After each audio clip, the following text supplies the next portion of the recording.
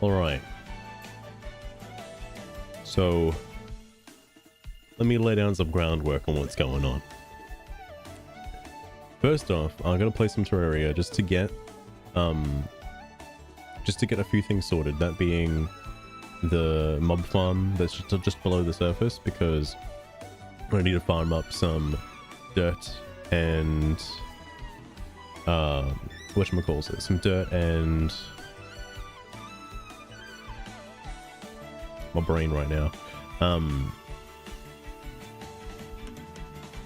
Stone. Jesus Christ. So I need to get that sorted. It shouldn't take too long. I'll just mess around with it. I'm not gonna add like a whole lava layer. I'm just gonna literally make a line and have it fall into the pit that's already there. The other thing is oh yeah, I was gonna play Monster Hunter tonight.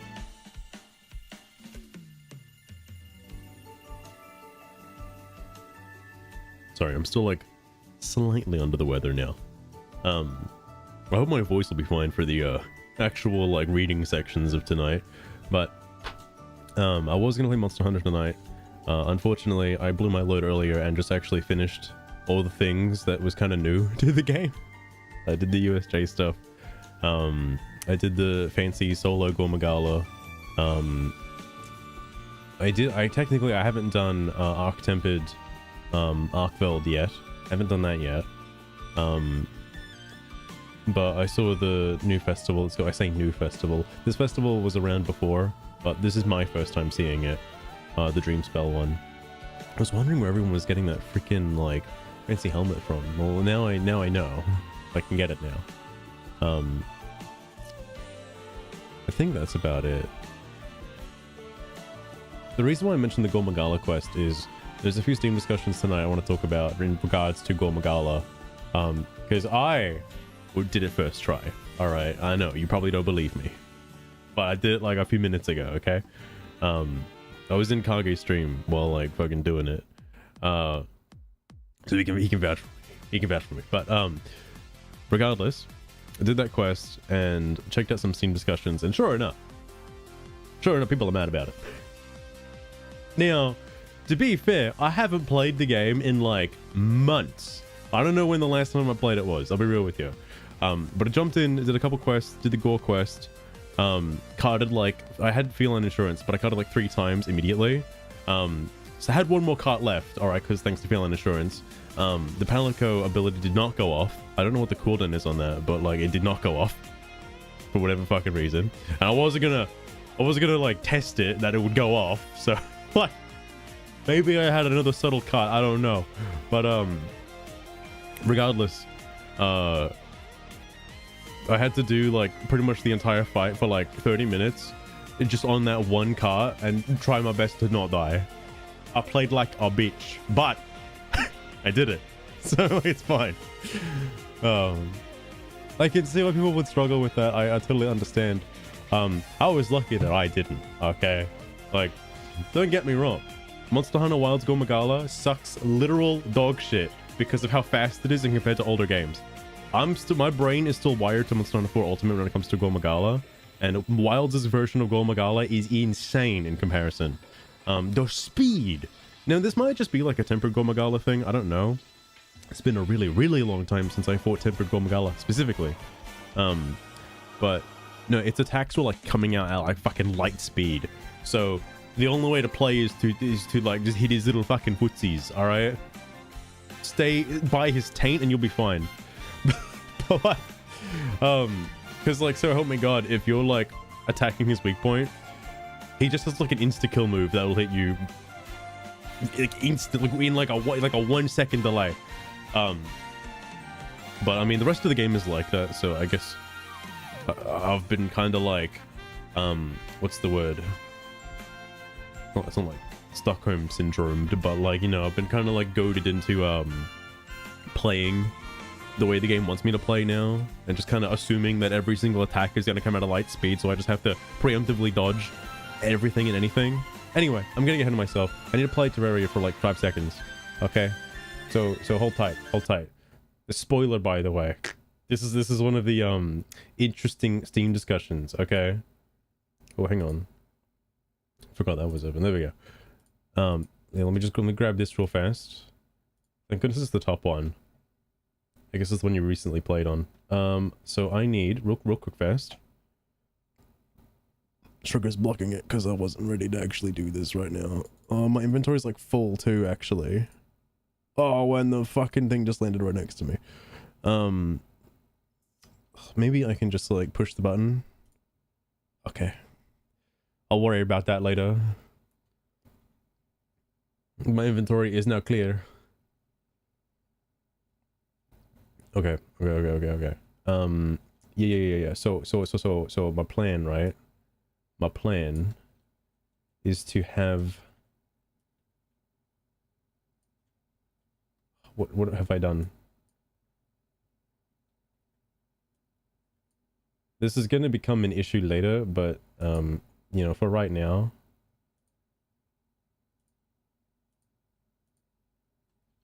You know, this is going to be... It's going to be a little bit more annoying than I had initially anticipated.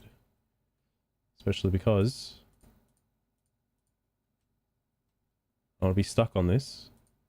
Ferrets, how's it going? Ferrets, there's going to be some very interesting Steam discussions. I don't know if you saw the spoiler up ahead. Ah!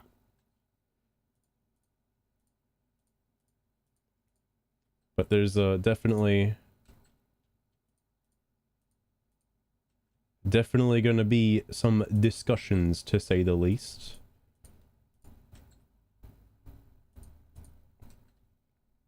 All right. Now I could just kind of do this. Just do this. I'm not going to worry about hammering out. Actually, maybe I should hammer the things out. Also, what, that's like 100 blocks or so. I'll go a little bit further. I'll just use the wood. Actually, no, we'll make them platforms first. Sugar in the way. Is the music off? Indeed, because I'm not actually playing Terraria. This is just like a little mini thing. It's gonna take like a minute. Okay, I think I'm good. I can just sit here. Wow, Jesus Christ! All right. Oh my God, the primary colors are attacking. Like, I think they're fine. Oh shit! Actually, hold up. Let me get one more other way. Put it there just so they have to go down. Oh my God. I deserve that. Okay. All right. I think I can sit here now. Oh, fistful of ferrets. Right? That little fake sugar in Terraria's got nothing on me. Good. All right. Tell Master to upgrade to the real princess deal, or I'll get real jealous. Make this look better eventually. All right. Eventually. But more importantly, hot damn, do we have some Steam discussions? do we have some things to talk about today? So, let me grab the song, of course. Ah! There we go. All right, it's time. It is time. Make sure I don't accidentally tab into the game. All right.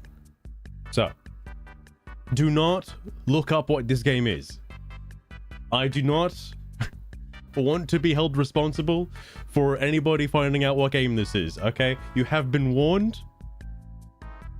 Do not look it up. But you're more than welcome to wishlist it and download it if you feel like it. It's just another farming sim, okay? Anyway, I saw this. Adults only. Yeah, don't worry about that. Don't worry about that. So I was just skimming the discussions for this. This is the only one I pulled up.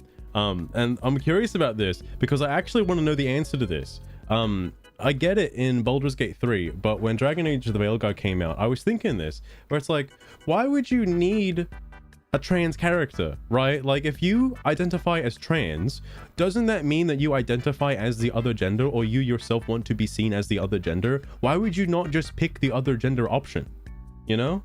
Like, that's me? I don't know. Okay? I don't know. hopefully this discussion thread will enlighten me, enlighten my bigoted opinion, so I'm no longer a racist Nazi. All right, let's find out. Trans player character. I don't know if this has been asked before, but I was wondering if there's been anything said by the devs about having a trans player character. And then this probably came a bit after, because I did see further ahead. Edit. Hey moderators, can you delete this discussion? There's a lot of people being weird on here for some reason. It's the bigots. It's the bigots, bro. They come out of their workshop.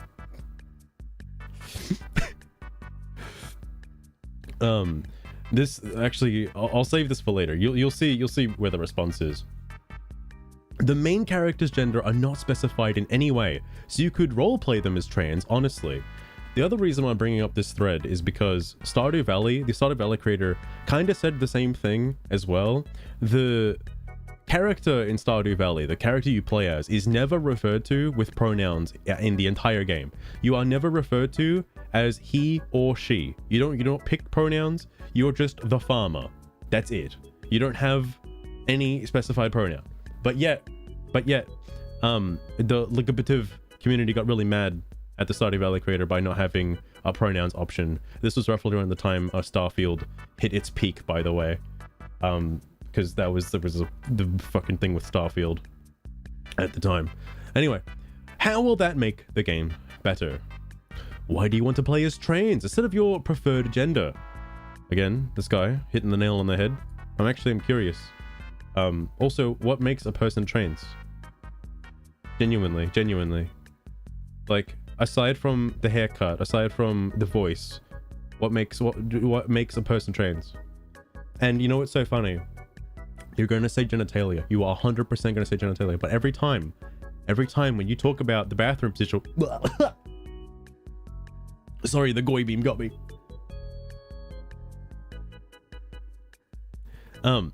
Whenever you bring up the bathroom discussion, like, and you kind of have to insinuate the gender, like, situation. You have to bring up genitalia when you talk about bathrooms, but you can't talk about genitalia in regards to how you identify as a trans person. All right, it's like some kind of forbidden jutsu. All right, you can't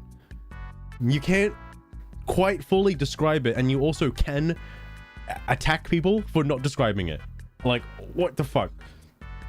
Anyway, of course, the Final Fantasy XIV player is asking. I know there was a big controversy with Final Fantasy XIV not too long ago about the same exact situation. I love this guy, by the way. How are you all gonna try and redacted on someone wanting representation in a video game about literally redacted monsters and animals? Ridiculous. Being able to switch body types independent of your genitalia would be nice though.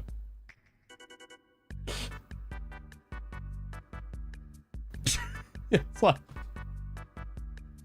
I mean, you'd think that I was about to literally describe a driver's license. I was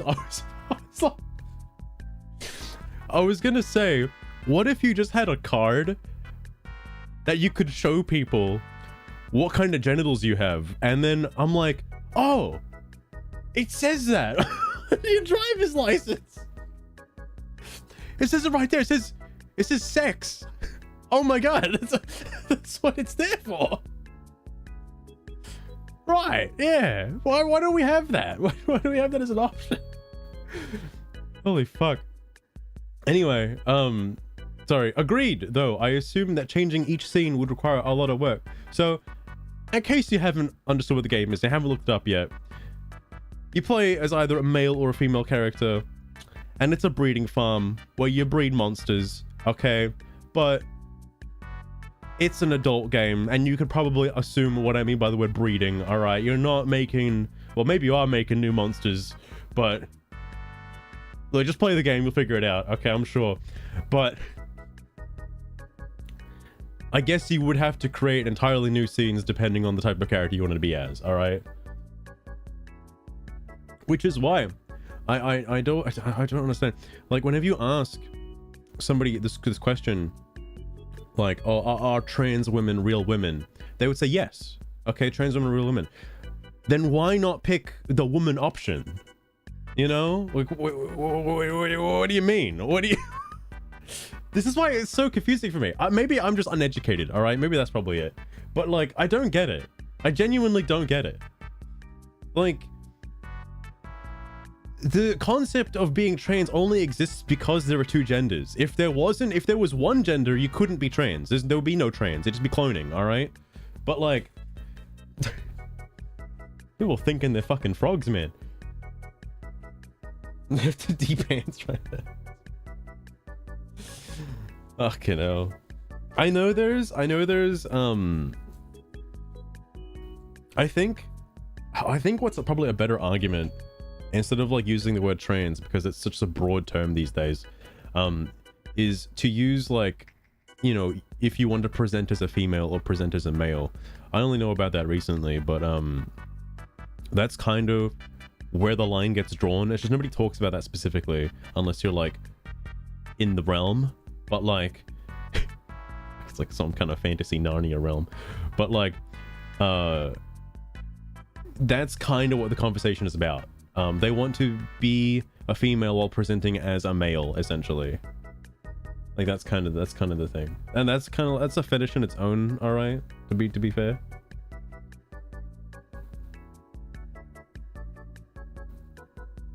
Just hate this garbage.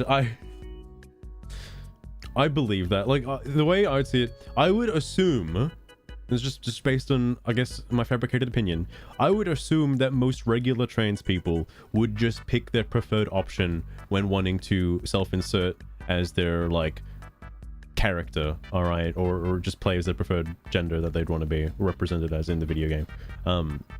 The idea of having, like, in Dragon Age of Highguard, for example, the idea of having, like, top surgery scars is like, is that necessary? Because I would assume that someone who is, you know, who genuinely is trans probably wouldn't want to be reminded about having top surgery, you know? But all right. All right. And then like, it's kind of weird because like the way it comes across to me, like the whole concept of needing to have, like, you know, quote unquote trans representation in video games, the way it comes across as like, this is so difficult to put into words, because like you're not actually representing trans itself. You're more like trying to use trans ideology to just say that it's like, or like, I guess it's so. The reason it's difficult to say is I think it's just, I'm describing the concept of virtue signaling, but like by using like trans ideology as like, I guess I am just describing virtue signaling, but in the form of like video game representation. Damn.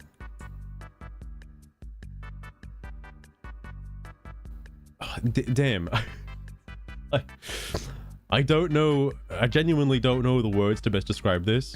Because I'm trying to formulate it in my head as best as I possibly can. Where maybe if I turn into a metaphor, hang on.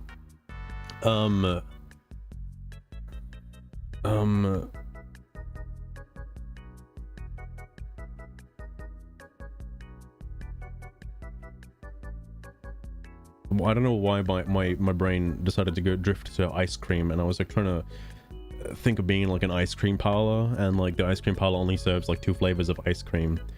Wait, no, hang on, this might actually go somewhere. Hold on. So the ice cream parlor only serves like 2 flavors of ice cream, right? But their menu shows that they serve a whole bunch of other flavors of ice cream to entice more people to come in. I think it doesn't make any sense. People want their flavor, or the flavor that they assign themselves with, on the menu, but like it's not an option you can really pick from, really. Like realistically, when it comes down to it, it's not a real flavor of ice cream. You know, you can't actually serve it, but as long as it's there on the menu, they'd be happy. That's terrible. This is a terrible metaphor. It's a terrible analogy.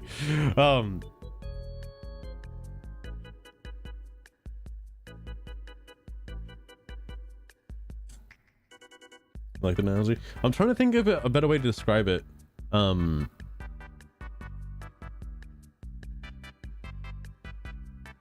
That's what I would assume, Molly. That's what I would assume.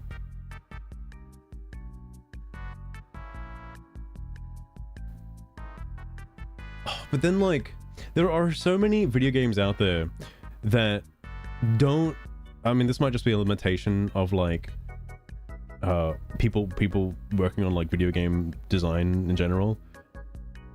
That it's... I feel statistically impossible to have every single possible body modification or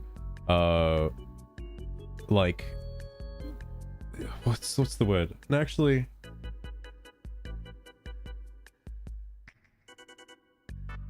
oh my god, I was like, it's like skin something. It's skin something.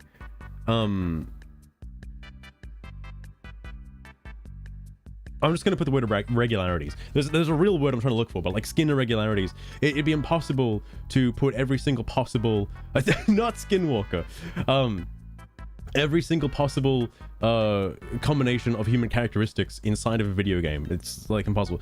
Eventually, you're just gonna have to make compromises. Like if you play like The Sims 2 from like fucking yonks ago, right?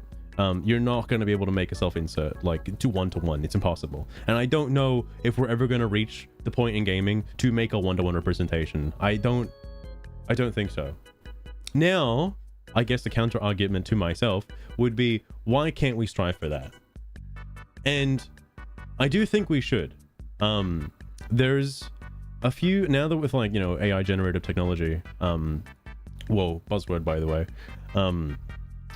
something like Inzoi is possible. I know Inzoi is not like probably a good example, but being able to use like like the Me creator had this, but using like a facial screenshot and then having it try to recreate you as a person as close as possible to your in-game character. Like I guess I'm basically describing like Sword Art Online at this point. To just have like a one-to-one representation done through like, you know, whether it be like generative AI to sort of come up with its own like character based on your looks. But that could get a bit surreal though, to be fair. Frank, welcome as well. Steam Friends List owns this game. Look, Ferrets, I was about to buy it. Okay. I almost bought it, but I refrained. The reason why is like many years ago, I saw art from this game from the developer. Now, I'm not going to go into too much detail when or where I saw these images, okay? But I have seen the GIFs. To my knowledge, there was some controversy surrounding it, or at least the developer at the time. So, I didn't know the game actually came out. I didn't know it actually got released. But this does appear to be the same game that the GIFs were from, because they're in the trailer for the game. Welcome to Total. Fair enough. There is another post on this thread I do want to get to, because it's quite long and I'm really curious. Anyway, so got a lot of work. Easy. People want to play as a realistic representation of themselves and the journey they went through. That's often something in between, not either or. Again, something like that, like you could theoretically stretch that further and further, but it's like, well, I can't identify with the character in this video game creator screen because it doesn't have my exact memories of how I was growing up and my parents were yelling at each other a lot. Like, because my character doesn't resonate with those memories, I can't identify with that character on like a one-to-one scale. So like, I guess I'm just not gonna play the game. Like, at what point do you draw the line and just make the compromise? Like, I'll be real with you. At what point? So this is do keep in mind, this is from like 3 years ago. Actually, maybe probably 2 years ago. But this is the part. Okay, so hold on to your butts. Hold on to your butts. Just so you're aware, the reply to this immediately after following it just says, "Shut up, bigot." just so you're aware. Now, let us read. This will be long, but the gist of it is that anyone who is genuinely trans simply believes themselves to be or identifies more with the opposite gender. In a game with male and female options, a person can simply choose the gender they want their character to represent and actually be that gender for the purpose of the game. There is no point to any kind of a specific trans identity other than some troll trying to demand a ton of content all about such issues. In many games, it doesn't even make sense. For example, in D&D based games, there has always been a way to change gender. Girdle of femininity / masculinity since 1E. Since 1E and science fiction games like Starfield, in part, make no sense in having pronouns and things like trans representation, as there is literally in-game technology presented fully in character whereby people can change their gender. There is a corporation selling such services with in-game lore. Thus, these would be non-issues if someone found themselves in that situation. It's a big part of why people complain about inserting real-world politics into fantasy worlds where they are not going to apply, as anyone with those issues would be ridiculous for such representation given access to a solution. In Paizo's Pathfinder, in their published adventure, Wrath of the Righteous, the NPC Evia, assuming that's right, as also in the video game version, for example, used magic to become a woman in order to enter into a lesbian relationship. Thus, given that possibility, there will be no trans people in Golarion. Everyone simply is the gender they want to be. This is kind of the thing I was thinking about with Dragon Age the Veilguard, for example. Like, this is a fantasy game, high fantasy. Why are there like actual like doctors and surgeries going on? Like, why is that a thing? You know, because you can just like, there's magic. There's literal like magic and like transformations. Could you not just like do that? And the same thing, I know people are complaining about the new Star Trek. I don't know what the tagline of it is called, but the new Star Trek basically, and how it's like super woke and stuff. It is a bit weird in like a hyper sci-fi futuristic environment for someone to wear glasses. Okay, I'll just come out and say it. For someone to wear glasses, it doesn't make any sense. You would think that you wouldn't have to rely on such archaic technology when thousands of years in the future people would invent like not just like laser eye surgery, but like just eye replacements, okay, or like robotic enhancements to your eyes. Like, there is no reason for anyone in the future, far future, to be using glasses. Okay, that's ridiculous. That's where I draw the line. Okay, that's where I draw the line. There's more to that as well, but I'm just gonna go with the glasses for now.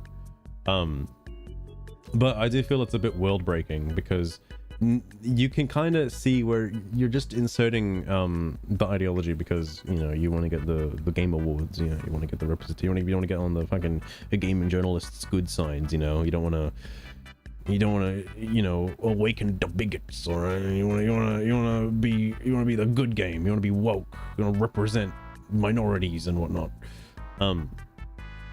But I guess as a player, I kind of draw the line when it kind of breaks world immersion. Because like, even look at something like Ocarina of Time, for example, right? Like the whole go with Sheik, people say that like, oh, Sheik is like, or Zelda's like trans or some shit, right?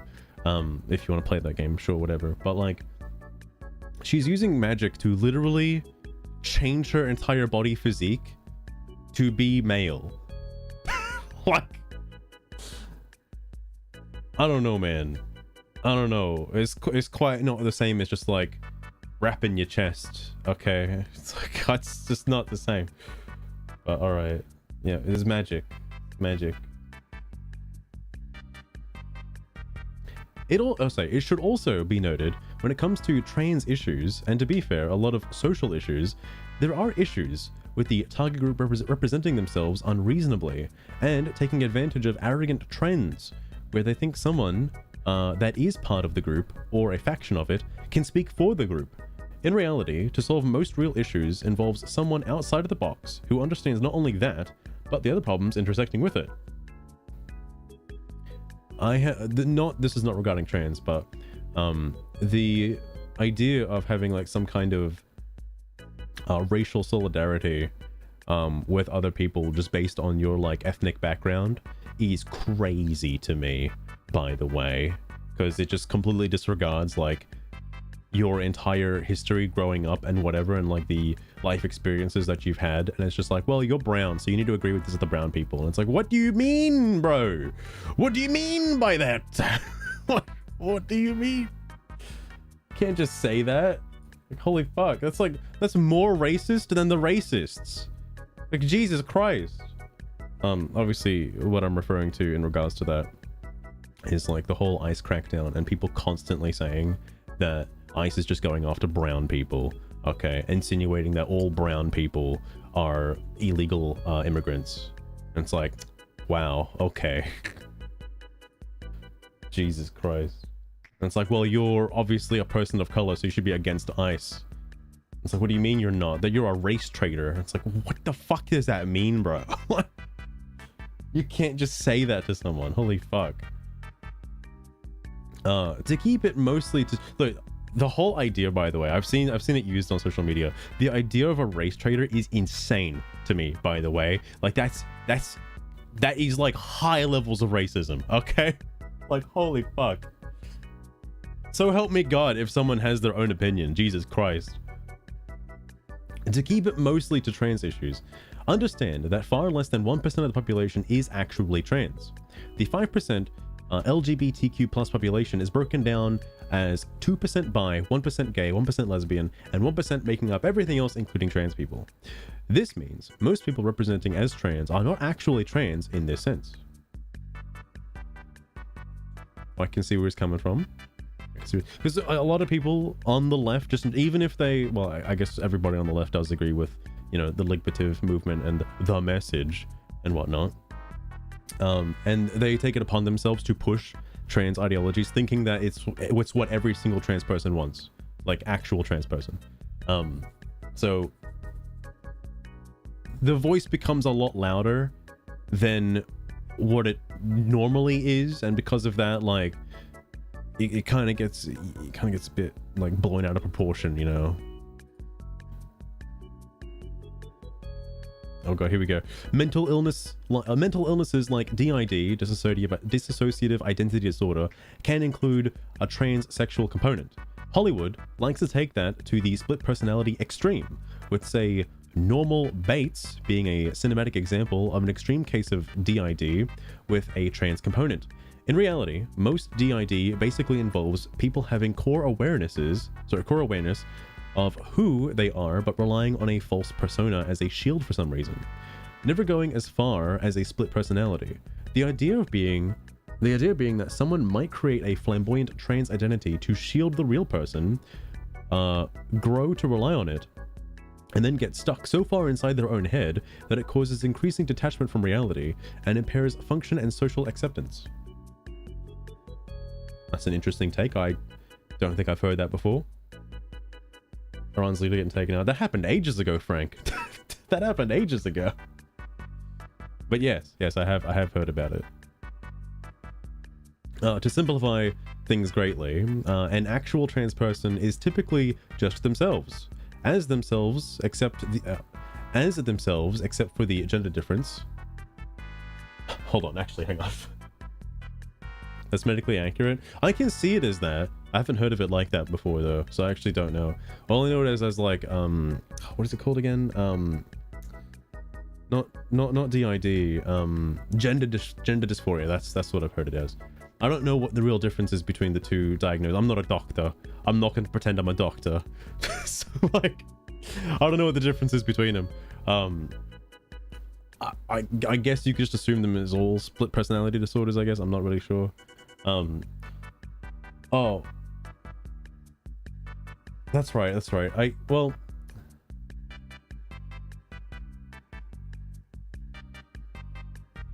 it's not being brought up here because this is more like in trans as a whole, but like in regards to like trans kids, I was thinking the other day, I know I mentioned this before, but like when I was growing up, the message kind of told to me was like, just be comfortable with who you are, you know, as a person. You don't have to try to be anything you're not. Okay. I think that still extends to this day, but yet people are being goaded into like false beliefs that like, oh, well, you know, you kind of like doing girly things. That means you're a girl. You should be a girl then. It's like, how about you just be yourself? You know, just because you like girly things doesn't make you a girl. All right. Just because you like cooking more than the other guys doesn't mean you're a girl. All right.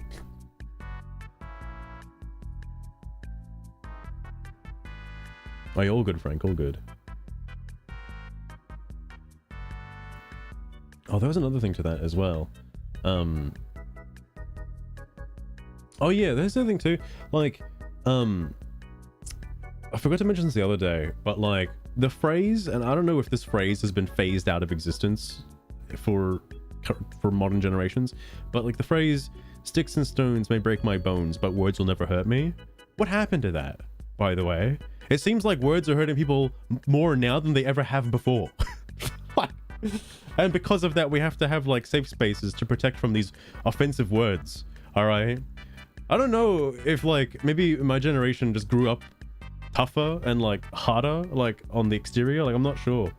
Because like someone misgendering you shouldn't really like cause any kind of visceral reaction because it's just a word. Nobody gives a fuck. All right. If someone actually like causes battery or like physical harm, then yeah, that's bad. All right, call the cops. Okay. But like a misgender isn't the same as like it doesn't constitute having like a violent reaction. That phrase was declared illegal. I heard it in The Simpsons. All right. When I was a kid, I was like, yeah, that shit kind of sticks with you, man. That shit kind of sticks with you.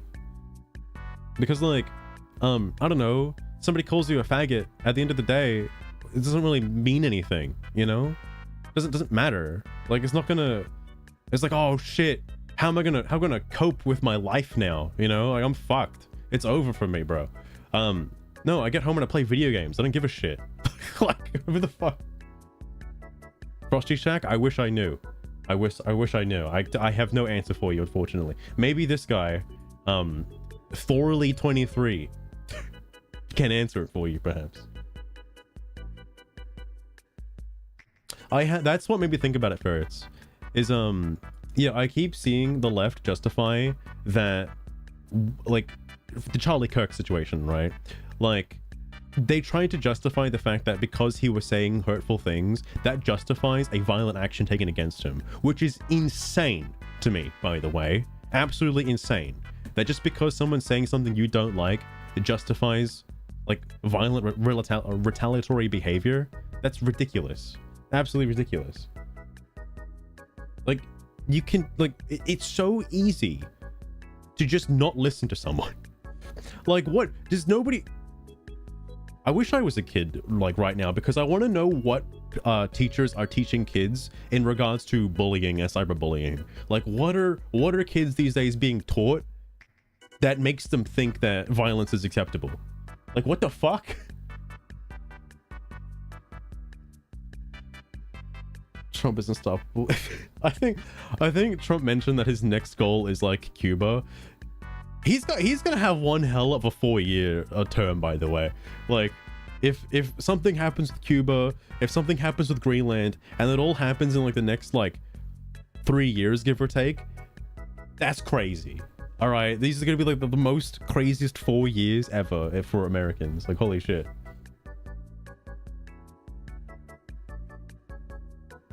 Hearing it from the teachers. True, actually. I'm honestly shocked every time one of these videos comes up and it's like a leftist crashing out about Trump or ICE or some nonsense, right? They always preface or something by saying that they have students or that they're a teacher or something. I'm like, holy fuck, dude. How are they all teachers? Are they all teachers? Fucking scary, man. Like, Jesus Christ. Does nobody have any other jobs? Like, what the fuck? How do I end this torture? I wish I knew, honestly. I wish I knew. The only the only way I can think of ending it is by turning off the stream. Because then you won't have to hear me spout such a bigoted nonsense, alright? But, oh my gosh, saw the next part. There's actually a bunch of, oh yeah. The more points their identity differs from their actual reality, the more likely they, oh, hang on. Did I? Oh yeah, I was trying to make sense of this first line. To simplify things greatly, an actual trans person is typically just themselves, except for the gender difference. The more points their identity differs from their actual reality, the more likely they are mentally ill and not actually trans, and have something like DID. Oh, okay, I think I know what he's talking about. I think I know, he's just, okay. Yeah, I got him.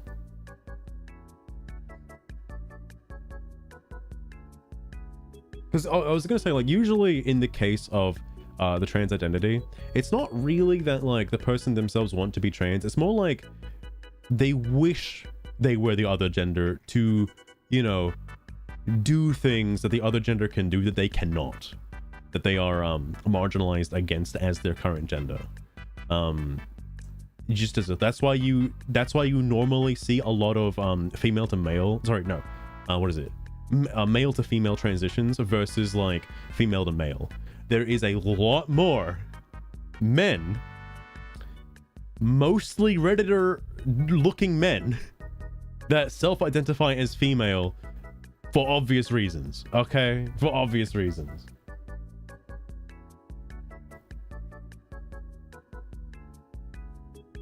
One of the students. Oh, fair enough. Exactly, fair. That's why they want to get top surgery, so they can, you know, they can do that to themselves. It's just a fetish at that point, right? And I do actually wonder, like, I don't think it needs to be broken into two different categories, but I do wonder how many people that are self-identifying as trans genuinely are just doing it as like a fetish thing versus like something to help them cope with their actual identity crisis, their gender dysphoria, so to speak. Because I wouldn't be surprised if, let's say it's like 2%, if like 0.3% actually identify as being trans, like on a fundamental level, and the other like 1.7% are doing it for a fetish reason. Like, I wouldn't be shocked. Like, hey man, I've seen a lot of like Fudanari images as well, all right? I wouldn't be surprised, okay? I wouldn't be surprised. If they made a pill for that, we'll see what happens. Okay.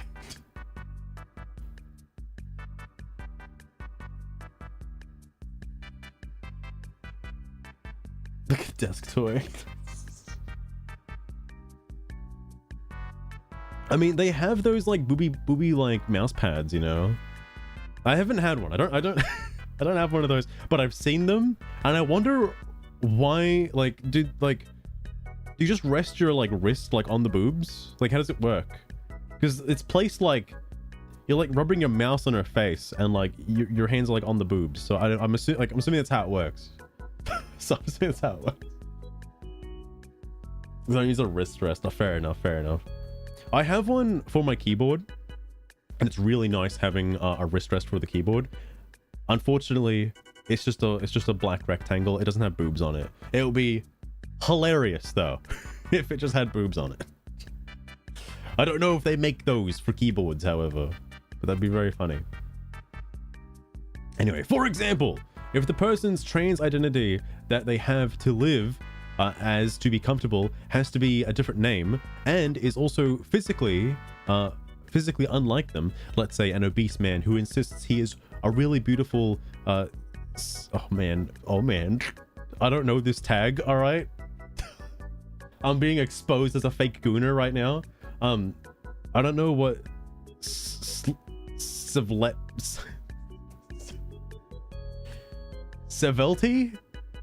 Is it Sevelti? Hold on. Google this. Sevlet. I can't say. How do you say it? Svelte.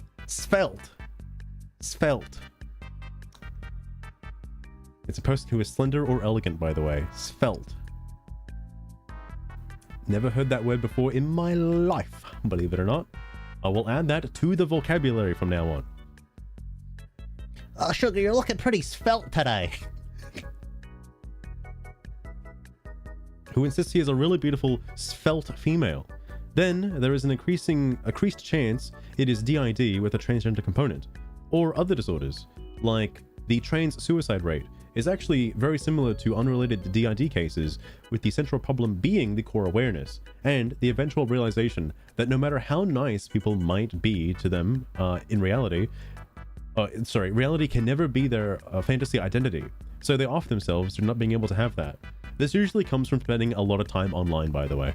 Like, if you immerse yourself in like an online reality and like constantly are like role playing with people online and like chat rooms and shit, like this would just give you a false premise on your like world identity as a whole, and you know could probably Fistful lead of to ferrets. like, man, I wish You I was perv.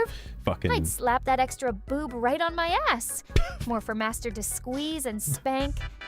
Why would you put it there? All right, what the fuck? Jesus Christ. Man, the boob comment like fucking threw me for a loop. Oh yeah, I was gonna say like you can kind of see it happening a lot throughout like I guess furry communities and such, because the concept of just being and acting as a furry is something that is like realistically impossible until they develop cat girls or a way to become a cat girl. Without that like genetic modification being possible, your entire perception of your identity as a furry is completely made up. I hate to break this to you, unfortunately, but it's completely made up. And that is kind of the same concept in a sense that this guy's getting at. I'm surprised he didn't actually use furry as an example for that. Anyway, you will notice when looking at so-called trans population and also many other people claiming rare identities, they argue self-knowledge. They have never actually been diagnosed, as even most activists infiltrating the fields have some integrity when it comes to extreme cases. Part of the lack of diagnosis is that many people with rare sexual identities know if actually looked at by a professional, it will not go their way. Their only real choice, or their only real chance, would be to get some kind of activist with no integrity, and that is a massive dice roll even today. The thing about this though is that since mentally ill people are typically confident in their delusions, it means self-knowledge is unreliable in these cases, which is why professional impartial diagnosis is important. It reminds me, there was a study apparently done on whether or not it's a good idea to give kids like was like transgender stuff, like gender hormones and stuff, if that was like a good outcome, and the test results were not favorable, to say the least. Turns out it's not a good thing to do. Who would have thought? Yeah, they did not like the let's just say the left did not like the results from that. But hey, a scientific analysis was done. They can't fault them for that. They did not like the outcome though, which is kind of sad, because yes, this idea of this concept kind of only exists in a bubble. This is why I stopped looking at Blue Sky, by the way, because like Blue Sky is the Narnia for the leftists. Like it just is. Anything you hear them like spout about on social media, just in general, it's true on Blue Sky. It's 100% true on Blue Sky, and will get constantly reinforced by the people on Blue Sky. It's a whole different reality. It's crazy. It's absolutely crazy. Like, this delusional world exists in Blue Sky. And I know before Blue Sky, all right? Before Blue Sky existed, I guess it congregated on like Reddit and stuff, and like Facebook and things like that, and well, obviously X and such. No,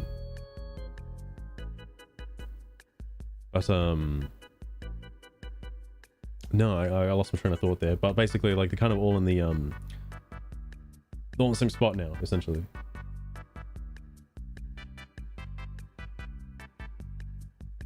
Oh my god, lost train. Fair enough. You know, I didn't know the other day, until I'm having a cat that there are actually mouse or mice that run around outside my house. Had no idea. I saw one the other day. I was like, holy fuck, they're real. I live in like a suburban area, so like I've never seen like a wild mouse before. Shit's crazy. Anyway, to use other examples, your typical asexual who tried to get that diagnosis would likely find an actual sex therapist dosing them with Aerox, and having sex worker, perhaps on payroll, just for stuff like this, try and get them off. What is Aerox? I'm a fake Aguna. I don't know what Aerox is. No, I need, wait.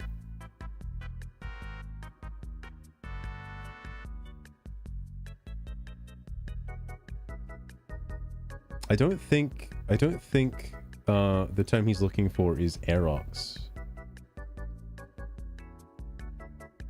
I think he's looking for Eros. Because yeah, there's two different versions. There is a drug for Erox, but it does not do what I thought this guy was getting at. But there is a correction that Google has provided for Eros, which is basically a horny drug. So yes, it's just an aphrodisiac basically.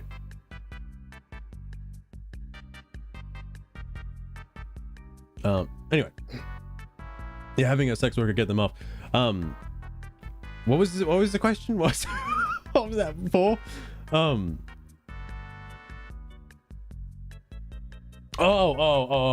Like to specifically know if they were asexual or not,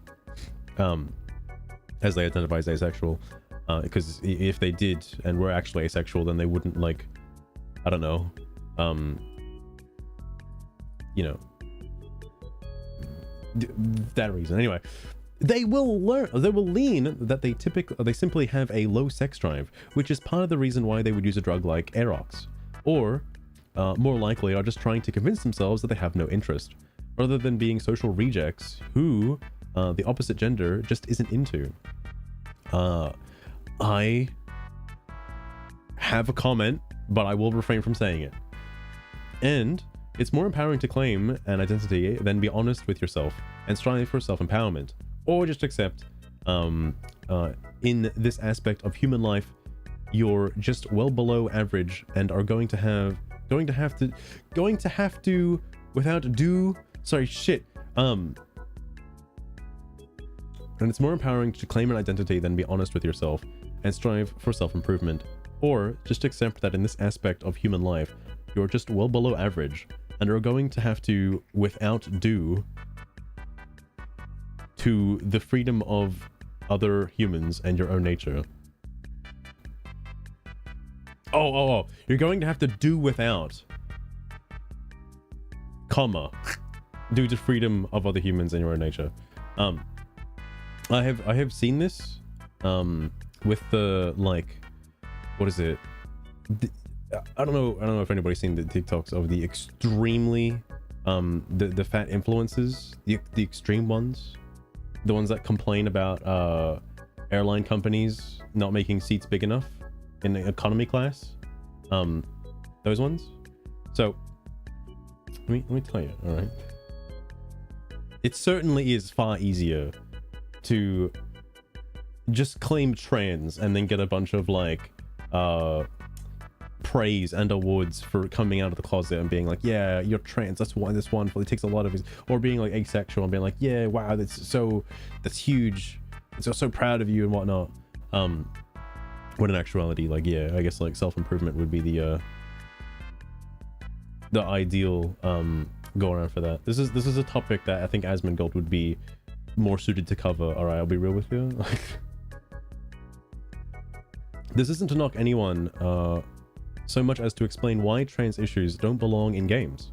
The only real issue is that when you're doing a game that doesn't rely on a specific character and there's only one gender option, if there is a gender option, and there is one here, a trans person can choose an avatar to represent what they want. As I said, there is no reasonable reason to complain, Anyone offended by this likely has some kind of personal mental issues, or is trying to create outrage to get attention.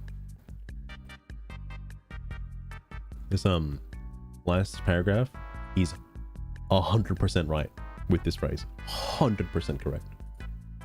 That is exactly the situation. Hang on. I wanna specifically, this is the actual answer to the guy's question, by the way. But I'll get back to the dev responded to that one as well. Anyway. The following is from their Discord server. Will you add character creation, skin tones, cosmetics, intersex, trans options for the pale protagonist? Adding options to multiple protagonists, including skin tone, trans, intersex options. Some most highly requested features. Extra support, cosmetics, cosmetics. Unfortunately, these options are not possible at this late stage of Cloud Meadow development. They are simply too much work and not congruent with systems or restrictions that were put into the game many years ago. We've designed our way into a corner, on this one. Given the player feedback, these will certainly be a strong consideration in future projects. To add on to this specifically, if you wish to also specify that you can pick your pronouns and physical appearance separately from one another, but there is no intention of adding any form of narrative focus on this in the world of Cloud Meadow. Magic is common enough, and various species of gender expression is so varied. No. It's just a sex game, all right? It's just a sex game, but it's like Stardew Valley, and you get to have like a male or female like protagonist, okay? They're never referred to in the story as being like a male or female protagonist, but like the sex scenes involve a male or female, okay? Depending on the one that you pick, all right? And somebody wanted to be trans. Like, that's not a gender, but like, all right. Like... Anyway, various species of gender expression so varied that they don't have the same hang-ups, expectations, or form of bigotry that we do IRL. And we don't feel qualified to make a narrative touching on the very real IRL issues all trans folk face. I know, it's rough. It's rough being out there. Sounds rich to hear. I want to see the... Oh yeah, here it is. So, I was like, man, I can't wait to see the informed response for a counter argument to this post. You're just a bigot. Simple. Like, all right, that sounds all right. Done. Easy.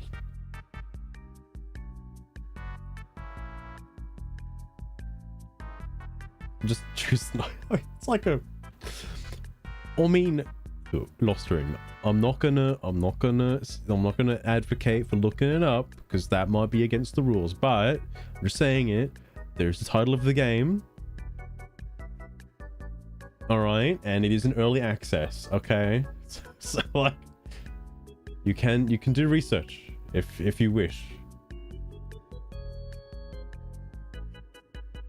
But it's like, if I were to say, how much of a game is it? Is it like 90% game, like 10% sex? It's probably like 70% sex and like 30% game. All right, like, look, if you're playing this, you're not playing it for the gameplay. I can tell you that. All right. Yeah, it's like an orc massager situation. All right, that's like an orc massager situation. Good morning, glory milking fun. Jesus Christ. You know, given the characters in the game, that's kind of what it's like, actually. Anyway, hang on. Who is the guy's name? Thorley. Just make it simple. But they are not. People like you so easily throw those kinds of insults around, and none of what they said is wrong either. And it seems you cannot even pick anything out, which is incorrect. If you did, you would have pointed it out instead of insulting them, because what they said hurt your feelings. Ooh, damn, that's rough. That's rough. Okay. Here we go. A real counter argument. You're wrong. You're so wrong. I'm female to male, and I have both female to male and male to female and non-binary friends. Saying that trans people should be satisfied with playing as their desired gender not only invalidates gender non-conforming folk, but also completely spits at the concept of representation. We are not represented by cis characters, and will never feel the same kind of connection to such a character. Now, if you're playing a sex game with sex in it, and you do not identify as sex, and you have to pick a sex to play the sex game, what the fuck are you doing with your life? Like, if you were to play, if there was a non-binary character in the game, there wouldn't be any sex scenes, okay? Because you're non-binary, all right? What the fuck?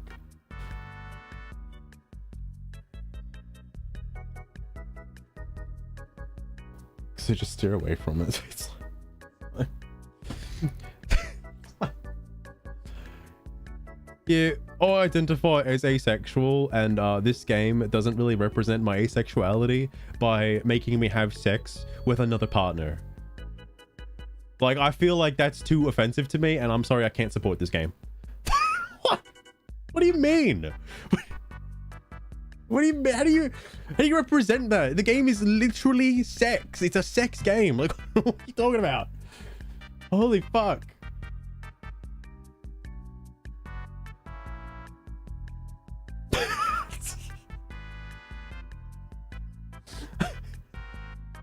Okay, I'll be real with you. I don't actually know if this game, I'm assuming it's got like fucking gay sex scenes and like lesbian sex scenes as well. I would assume so, because it's got like group sex scenes and shit. It's like orgies and stuff in it too, I imagine. So like, hypothetically, I haven't done any research on it yet. I don't own the game yet. Okay, so I can't confirm or deny the statement. But regardless, I can see that would be a problem if you wanted to play as, like, let's say you are a male to female trans person, also a character in fucking real life, a male to female trans person, and you pick the female option, and suddenly there is no like lesbian sex scenes. Well, then you're probably really disappointed, wouldn't you? Like, that's probably why you picked the option in the first place, you know? Anyway, and it's like, oh, but I want to fuck the women though with my like cock. It's like, well, then you pick the male option, bro. Like, that's why it's there, bro. That's why it's there. It's like, oh, but I don't want to be a man though. That means I gotta be a man. Like, damn, bro. It's a tough choice, you know? Can't actually pretend these days, huh? No, they can't. I was gonna say, like, they can't role play, but I'm wondering if, like, because I'm thinking of like role-playing games just as a concept, and I think that kind of shatters the idea of like having your own character represented in the game, like you as a character being able to have like your own representation in the game. I think just shatters that as a whole, like, because you're not actually like role-playing then, are you? Well, maybe you are, I'm not sure. I don't know how that works. Like,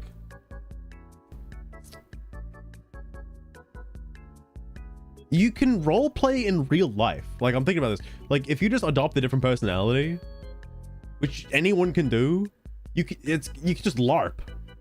Like, you just LARP like any way you want. Like, oh yeah, I moonlight as like a fucking store clerk, by the way. That's what I like to role play as. I get paid for it. It's crazy. I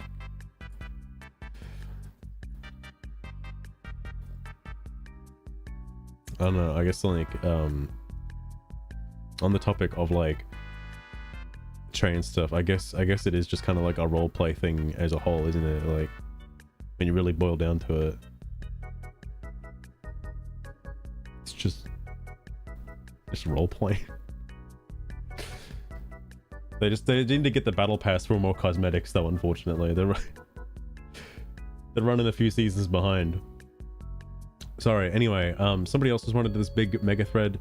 Riverlane, a professional, acknowledges edge cases, admits uncertainty, and sticks to their profession. A grifter stands proud and boasts, looking for the next chance to sound important, irrespective of whether they are correct or not. You show none of the former, and all the latter. Proud to state arbitrary correlations, proud to justify conclusion that isn't your field, it's in air quotes because you're visibly uneducated about this. You aren't fooling anyone. You could literally say like that anyone is uneducated about everything, because not everybody knows everything there is to know about the universe. So like everybody as just a baseline is uneducated, hands down. Like, okay.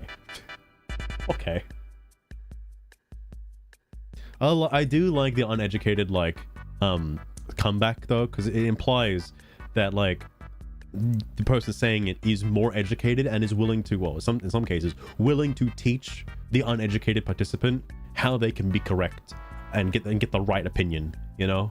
Like, so condescending.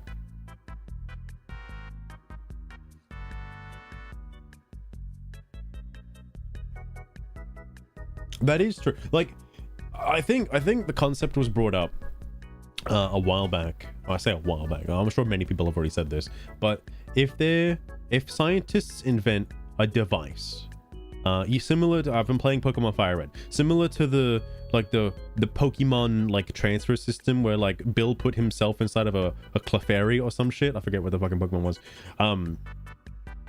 Like that, right? Let's say scientists were able to genetically create a body that you wanted. Let's say in the case of Jeffrey Epstein, there was like a cloning factory and they birthed like a Jeffrey Epstein cell, and it was recreated to look almost similarly exactly to Jeffrey Epstein, right?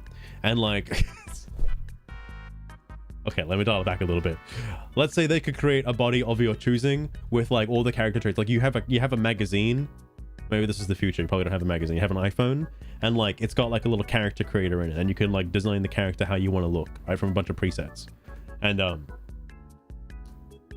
scientists in a lab have grown this body to be to your liking, and you are able to undergo some kind of like brain transplant essentially to then, I don't know if this is how brain transplants work, by the way, because like I've always thought about this concept and I know it's been brought up in movies and stuff like that, so I don't know if it fundamentally actually works like this in real life. Wise Boy 67, what a time to join in. Anyway, if they were able to transfer your consciousness into this like vessel body and just give you all of your characteristics that you want as a self-identifying trans person, they can give you everything that you ever wanted to be and, you know, be the opposite gender, would they be happy in that body? The easy answer is yes, because it's everything they ever wanted to be, right? And there's nothing wrong. It's exactly what they want it to be. It is the opposite gender down to the XY chromosomes. All right, it's exactly the correct thing that they want. They want to identify as a woman. They are a woman. That's it. Okay. The only thing different about them is, I guess, their like mentality, their mind, how they perceive things, how how they were raised and stuff like that.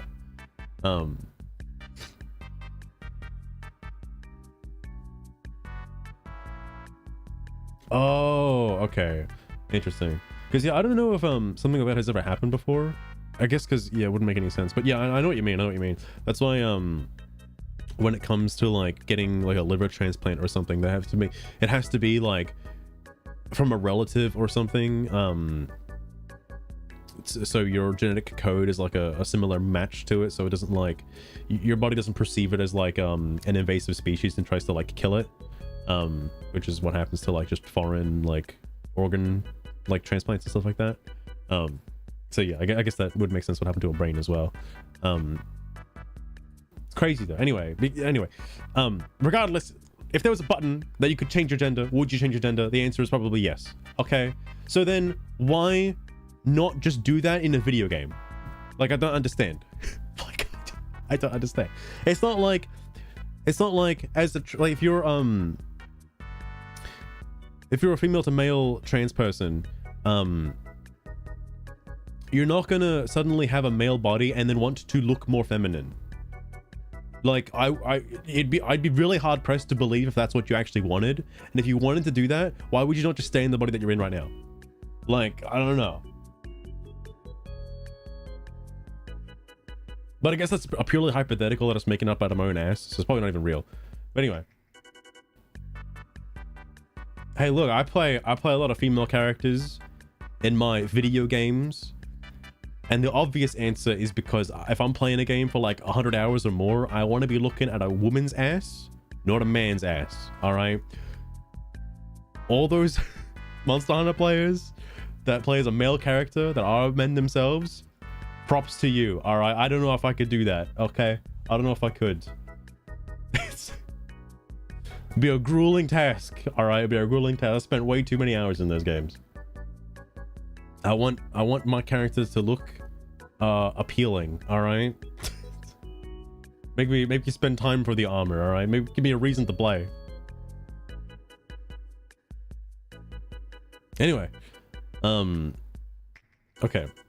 Is this? I'm assuming this is the same. No, this is a different person actually. River Lane, hang on. This person who said like they're uneducated. Gender dysphoria is not equivalent to a form of DID. If it were, it wouldn't have a different name and wouldn't share symptoms with DID, which it doesn't. They mention rare sexual identities when these labels are descriptive names and not category names. If you've thought of sexuality as a group you fall into and not just a word that describes who you are into your whole life, then of course you're going to think it's stupid that everyone has a unique one. What? Oh, it's only one or the other and all those weird kinds of people. If you want to tell me you're weirder than that, hang on.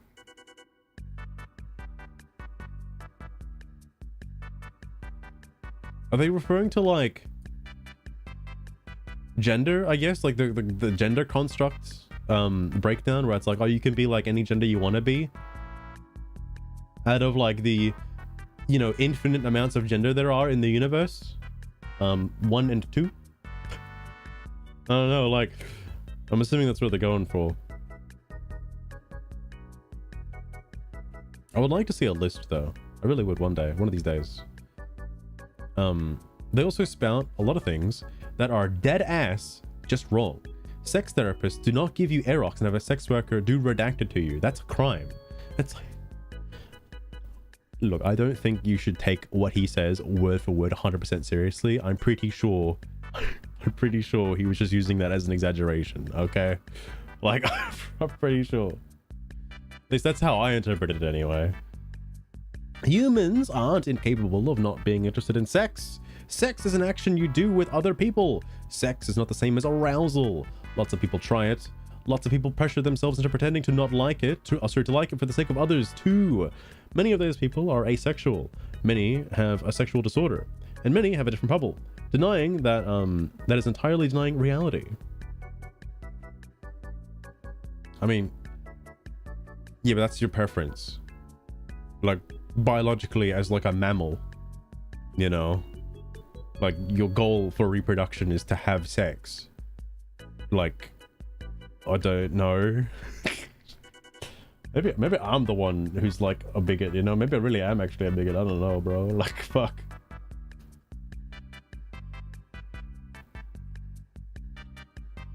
Can involve sex workers actually. I mean, like, I'd believe it if that was the case.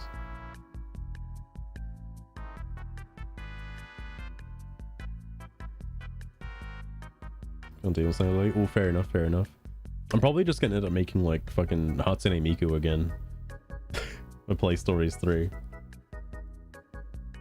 I keep doing it every time.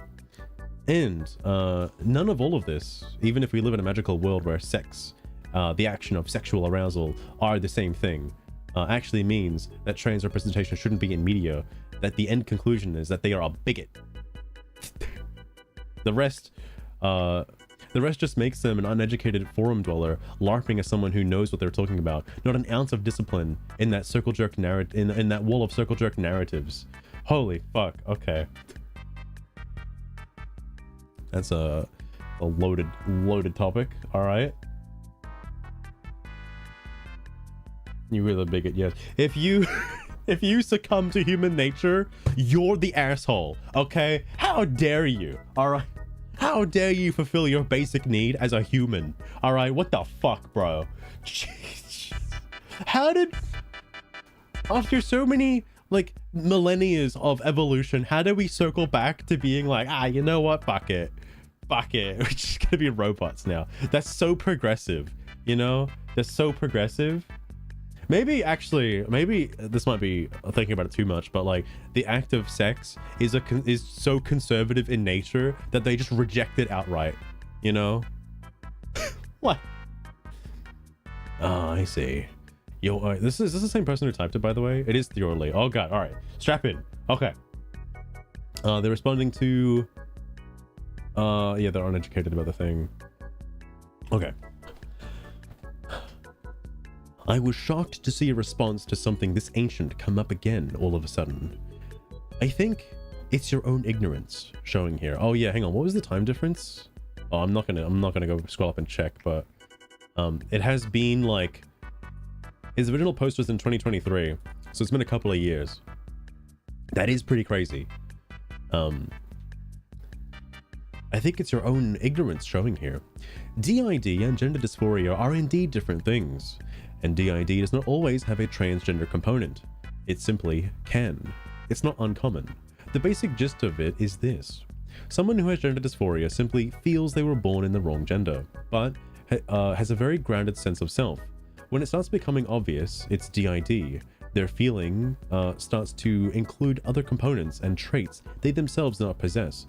A common example would be an unattractive or uncharismatic person feeling that they should be a beautiful member of the opposite gender, or an alpha male.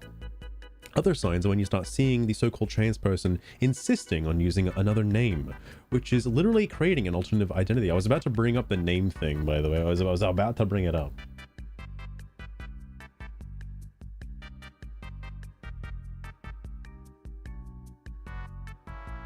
Send a replay. It's like Ferrets, part of it makes me wish I was alive in like olden times, because I assume this has been like a reoccurring factor all throughout history. Like all throughout the course of history, something like this has been brought up and squashed numerous times. Like I feel like it's just kind of going in like infinite circles, but I don't know how it was quelled with in the past, you know? Like, because I don't pay a lot of attention in history class, all right? So I don't know how older generations dealt with it.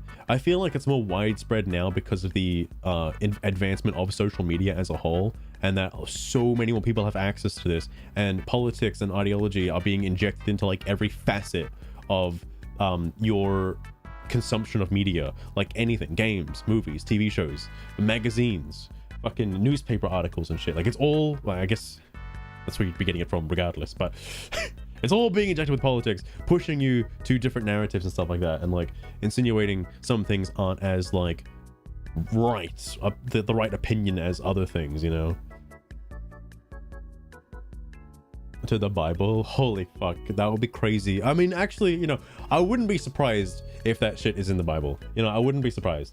I haven't personally read the Bible cover to cover, so I don't know if it touches on topics like that, or even uses the term like, well, it can't use the term Marxist, but I'm sure it could define things that could be seen as Marxist in the Bible. I'm sure that is the case. Also, speaking of religious stuff, Losterin, I have watched more of the Xenosaga stuff, and Marcus, look, I can't pronounce the X, all right? I've watched more of the Xenosaga stuff, and I'm surprised how religious those games are, or just the developer in general, because I know he does the same thing for like the Xenoblade Chronicles series. I'm surprised how religious those are, and that Nintendo published these games, by the way. Actually, wait, no. I don't think Nintendo published the Xenosaga and Xenogears series, I don't think. I think those were on like PlayStation and then moved to Nintendo with like the Xenoblade series. But regardless, I'm surprised. I guess it's not as obvious in the Xenoblade series than it is in like the Xenosaga stuff. But like, it's crazy how much like religious ideology is in those games. Like, crazy. This is about it. Goddamn. Anyway, if you're wondering, I'm like 2 hours away from getting to the Xenoblade portion of the timeline. All right, I'm almost there. I'm almost there. Anyway, holy fuck.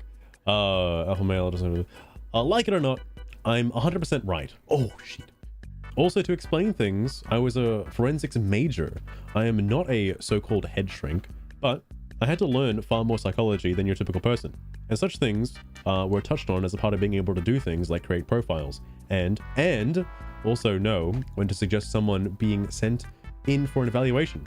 While I cannot perform such an evaluation myself, suggestions from me that someone be given one has been taken very seriously in the past. As the social wheels turn more towards facts than feelings, I simply think it's important people have some idea of what this is and what they are dealing with. As a general rule, if you believe in something like trans identity, you're sort of shooting yourself in the foot. After all, such an identity literally disassociates you from actual physical and social reality. Damn, this guy's dropping hard facts. He's just laying it on thick today. I guess a lot has changed in the 2 years, because again, the first post was from like 2023 and this is from like just last year. And he's not wrong. It seems that at least America anyway, I wish I could say the same for Australia. At least in America's sense, a lot of people are starting to come to their senses and listening to more like scientific reasoning and logic rather than like oh well, somebody's feelings might get hurt if we tell them they're a boy. So we can't do that. All right, how far in am I? All right, hang on, I still have the page open. No, I don't. I have the fucking like 2 hour long like Ouroboros summary. Oh my god, holy shit. Okay, so give me a minute, let me talk about this for a second. So Xenoblade 3, right?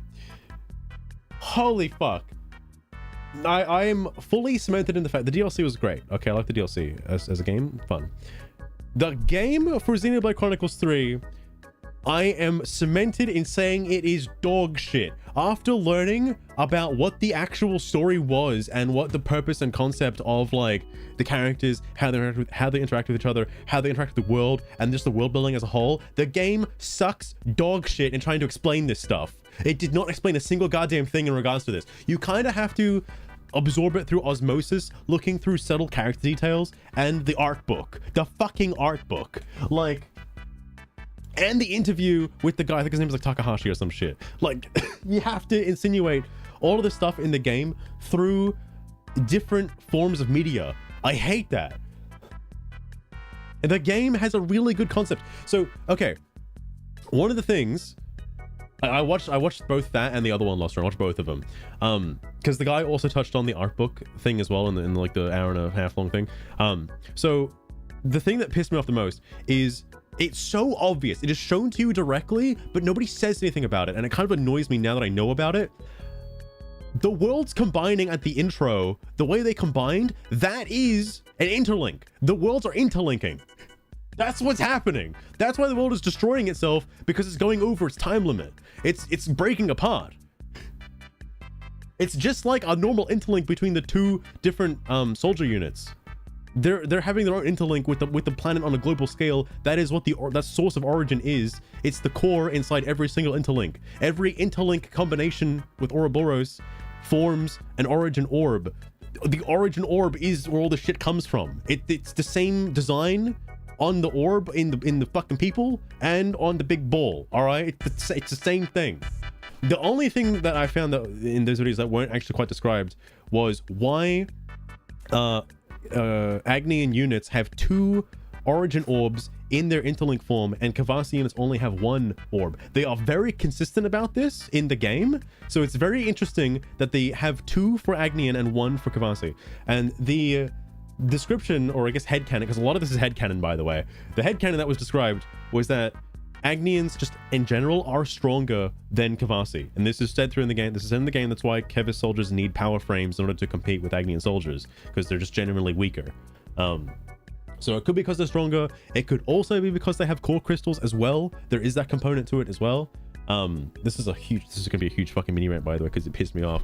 The way Mobius also treats their whole okay, so apparently The go with Z, Y, and X is that Z wanted to create his own Trinity, his own like Trinity processor, like Ontos, Logos, and Penuma, but with Z, with X, Y, and Z, basically. X being the Penuma of the sorts, Y being the, wait, hang on, was Y the guy that did experiments? The one that was doing the experiments is Logos. The other one was Penuma. I guess male and female kind of makes sense because they're male and female.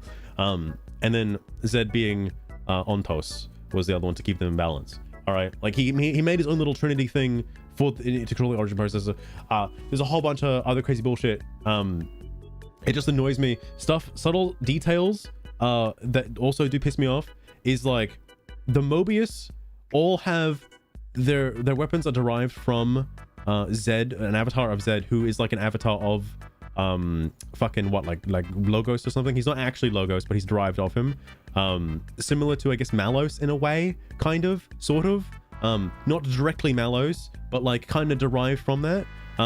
There's another thing that when I was like so confused as to why Matthew has Penuma's core crystal inside of his gauntlets, why was that not explained in the game at any point? You just kind of have to know these things, but Penuma is somehow able to like transfer her blade power through like somebody who deems themselves worthy, and at the time Noah was not worthy. Okay, Noah was not worthy, but because what did happen though is Logos found him worthy. Logos gave Noah, or was able to give Noah, his like origin sword, or whatever the fuck it's called. The sword that he has with Mio in the infirmary that you see is Logos's blade, essentially. It's literally, if Malos was in the game, that's him. And I was thinking about this too. It's not explained how Malos came back, because he's back, apparently. That's the thing.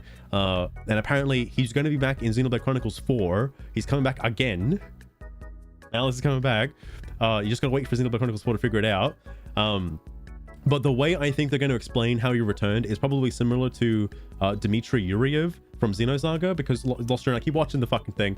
The fact that he had like a vessel that he just kind of assimilated to and like took over is how I would assume, and also his appearance was kind of similar to Malos in a way. I would assume that's how Malos probably pushed his way into Xenoblade Chronicles 3 into Ionios. Like that's how he's there essentially. And he became like Noah's blade. But then the whole shit with Noah happened and all that kind of crazy stuff.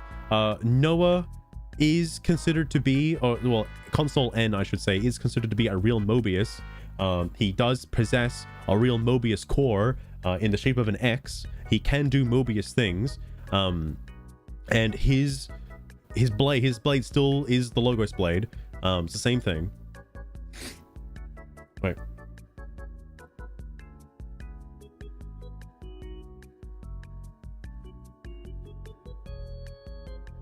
Oh well, there's like other stuff to that too, Lost Rune. During the DLC, Nael is the avatar for Ontos. Noah is the avatar for, I guess, the avatar. I would say wielding the Aegis, let's just say. Like, call it like a Monado, whatever I'm gonna call it. Nael is wielding the Ontos' Monado. Noah, or Console N at the time, is wielding Logos's Monado.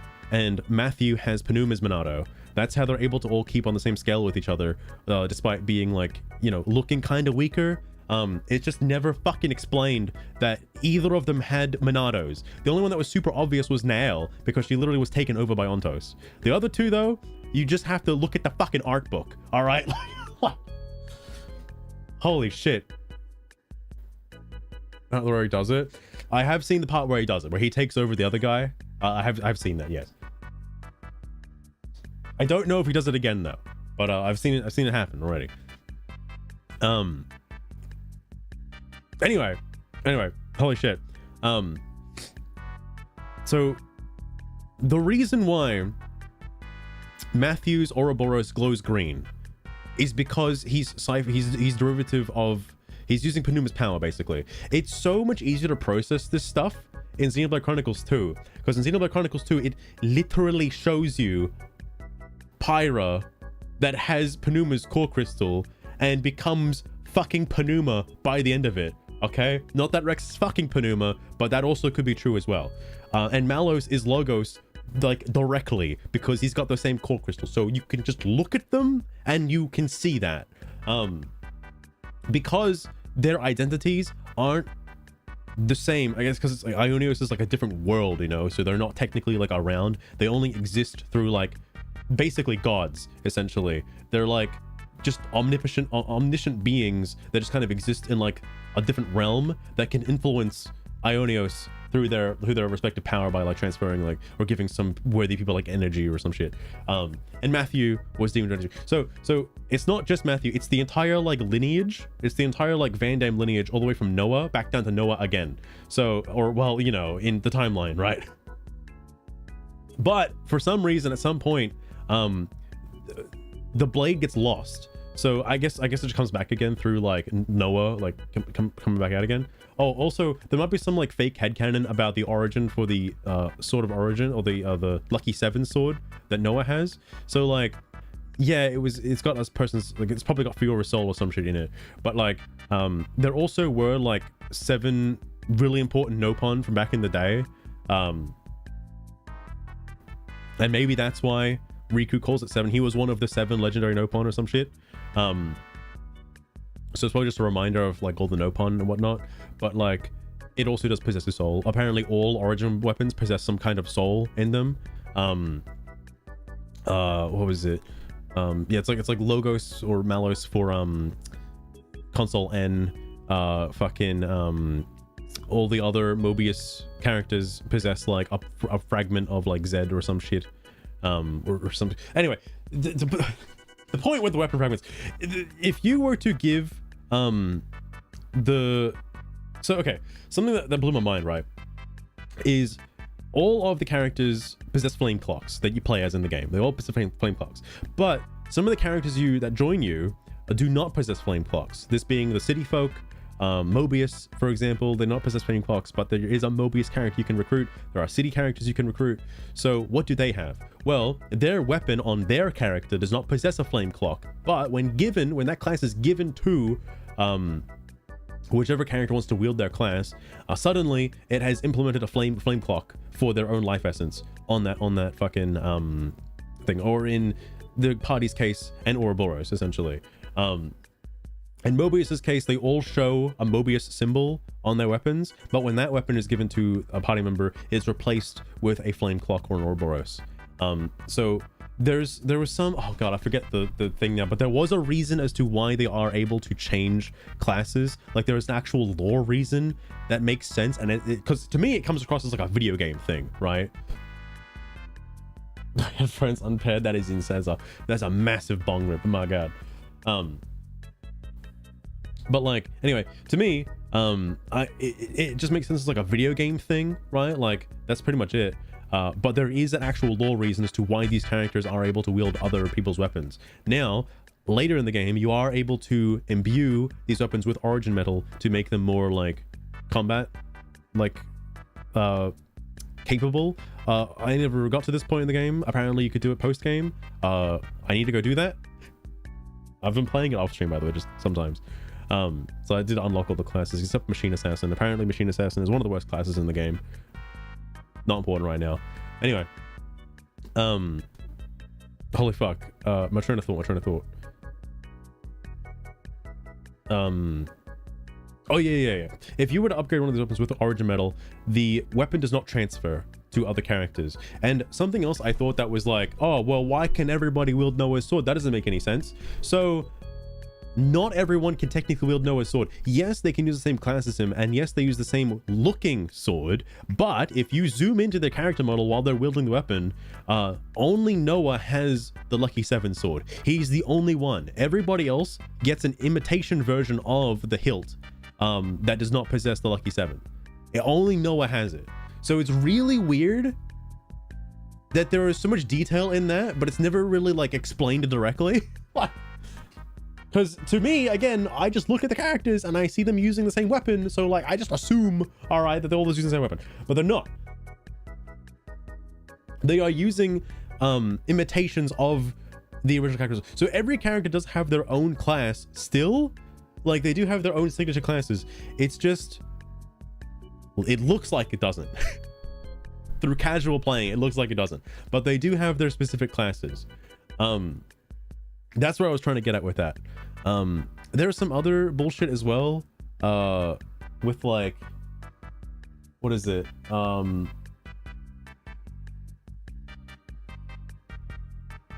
It's like with the Ouroboros interlink at the end of the DLC, where everybody became like a core. It's I don't know if it's canon or non-canon, because like there are Kavesi units involved in that interlink at the end, but they do not have two origin cores for some reason. The other thing as well is you get to see Mobius perform interlinks, but each Mobius has like an independent core. Also, every Mobius has been given a core that from Zed specifically that allows them to do the Mobius things. If they didn't have that core, they wouldn't be able to turn into a Mobius. N also does possess this ability, but he never uses it throughout the game. Mio does not possess this ability. Mio does not have a purple crystal from Zed. She just has her own normal crystal. For whatever reason. Anyway, and he brought up the point that like theoretically, if, because that's kind of the reason why they don't use the Mobius forms and they do not do an interlink, because theoretically they could if Mio had a Mobius core crystal, but she's not truly a Mobius. The other thing to that too, even if she did, Noah probably wouldn't want to interlink with Mio, because Mio doesn't know that Noah is responsible for killing Gondor or who Gondor is. Mio does still know who Gondor is.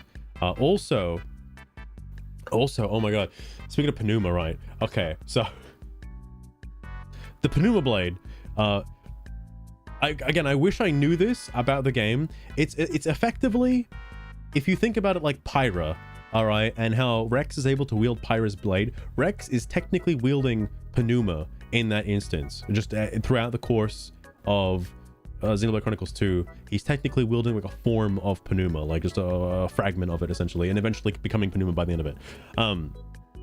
Matthew does the same kind of thing. The descendants who get these gauntlets also can do the same kind of thing. Gondor, old Gondor, can use Penuma's energy and have some kind of like burst whenever like the two agencies combine, that being like Console N and Old Gondor, because they were able to have like a competitive power, which is Penuma and Logos fighting each other. And then Gondor obviously gave the gauntlets to Matthew. Matthew has basically Penuma's blade at this point. Matthew, something else that's worth noting, by the way, is that Matthew's gauntlets look clean, by the way. This is such a fucking minute detail. This is what pisses me off. It's such a small detail, but like, his gauntlets are like bright, shiny red. Which later lineages, later down the line in Vandam, young Gondor does have red gauntlets. They are not the same, and they possess a rusted red color, a red metal color. Now, what's interesting about this is Monica does not possess a red weapon, which would insinuate that, you know, she's not technically, I guess, a pureblood of the Vandam lineage. I assume she married into the Vandam line. I assume her husband was a direct descendant of Gondor, right? I assume that's what that was. Because what's her name? Young Gondor can use Penuma's blade in a sense, quote unquote Penuma's blade. It's not the same gauntlets, so it's probably not capable of the same Ouroboros feat, but it is still a red weapon. And it's really specific to say the red weapon, because Noah, when he was a kid, after the events of like, you know, what's his face, the kid, oh my god, Yoren, after the whole Yoren thing and Noah wanted to become more powerful and stuff, he showed off his weapon. Actually, well, this probably happened before then, but he showed off the weapon he had. It was red. It was a red sword with rusted paint color, very similar to young Gondor. All right, that instance where he shows that off, apparently if you're a hardcore Xenoblade fan, you'd know I'm not hardcore enough, I'm sorry, but when he did that, that's supposed to be your indicator that he has Panuma's blade. He has basically Pyra. He can summon Pyra. That's what that is, essentially, him showing that off. And he uses that as a sheath for, you know, the lucky sevens, and only because it doesn't contain origin metal or whatever, it can't actually cut anything. Only weapons that possess origin metal can cut flame clocks. I don't know if this was explained specifically. Presumably the reason why is because like something to do with aegises or some shit, but like when you it's too late in the game for this to even happen, but hypothetically, because later on you can upgrade everyone's weapons to have origin metal in them. Presumably at that point everyone's weapons, regardless of the lucky seven, is capable of destroying flame clocks. This is also why Lamau, A and Matthew, specifically A, is able to destroy flame clocks, and Matthew as well, because his gauntlets contain origin metal as well, or some shit. This is there's a lot of stuff that was explained in that video, and after watching it, I wish the game said any of that, any of it. I don't care what they would have said. I wish they said anything. Because without it, it's a little difficult to understand why these characters are even having this like fight in the first place, outside of the base levels of character growth. Outside of that, there's no real like grandiose like why is this happening. Also, what happens to the world after the fact. Apparently it is like what it's speculated that that's Cosmos arriving to fucking the planet, like old Jerusalem or some shit, like at the end of Xenoblade Chronicles 3 or whatever the fuck. Like, I don't know if that's true or not. That's wild if that's the case. Same with Xenosaga. I'm gonna lose my fucking mind after I find out what happens to Cosmos. Okay, I'm gonna fucking lose my shit because I don't know what happens to Cosmos. I'm gonna lose my mind, all right? Holy fuck. Holy shit, holy shit.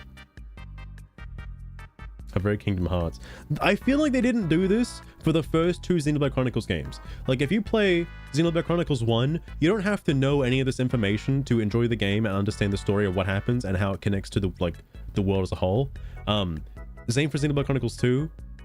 The only thing you need to know about Xenoblade Chronicles 2 is what happened at the end of Xenoblade Chronicles 1. And even then, you probably don't need to know because you only get like a little Easter egg by meeting Klaus. Like, that's it, basically.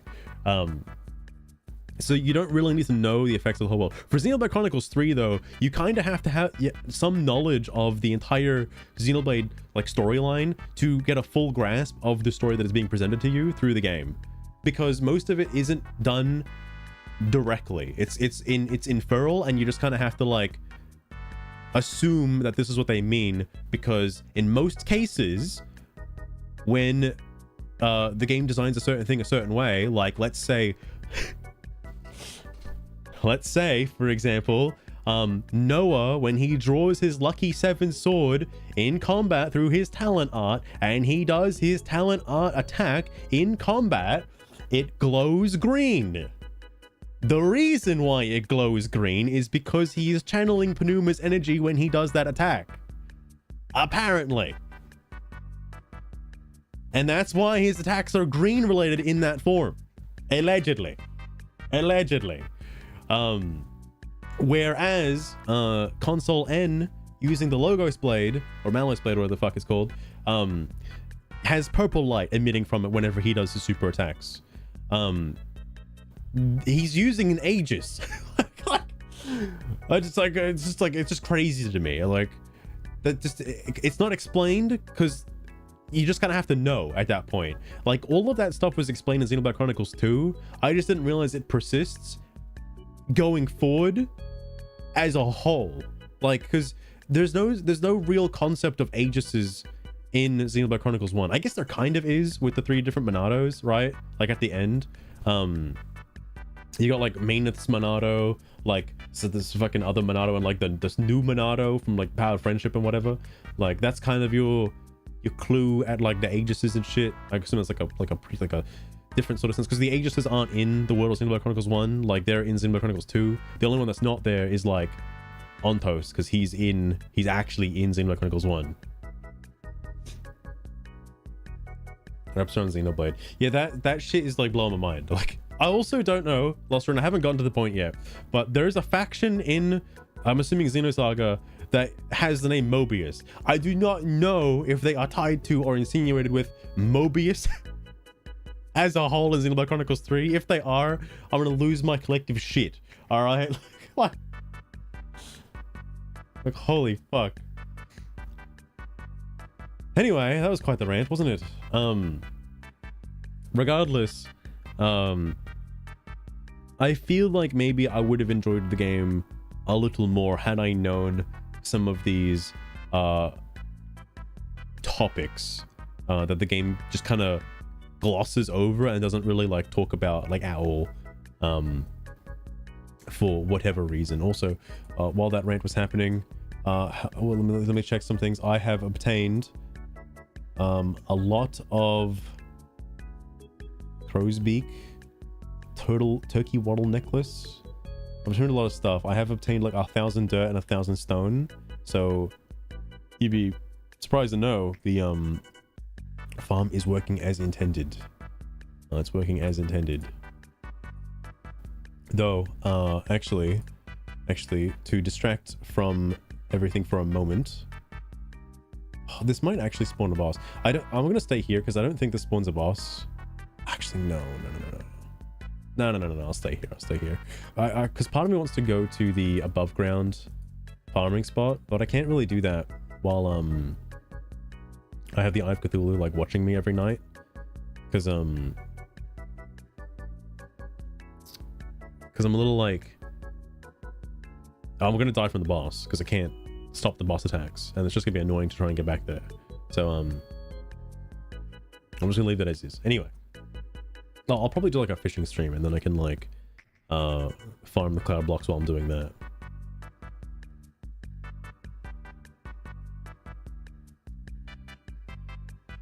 Sometimes did not relate. Yeah, I guess it's not quite like because again, I've also been watching like 100 Line Defense Academy. Whenever like a name drop happens in that, it's like crazy. I know I was about to put the Bergie thing up on boobs as well. I was about to put the Bergie thing up on stream today, but then I kind of want to get the TCG thing before I do that, so I need to earn like 30 more coins to unlock the TCG, and then I'll put Bergie back on. So soon. Anyway, holy shit. I'm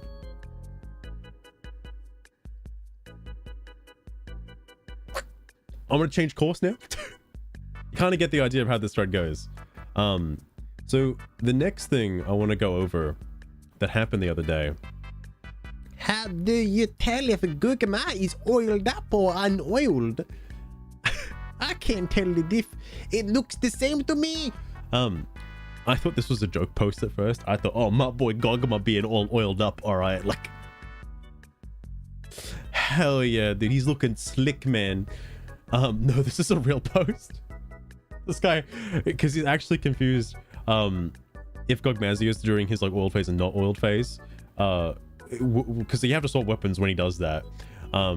That's what he's asking for. I thought he was just making a shit post.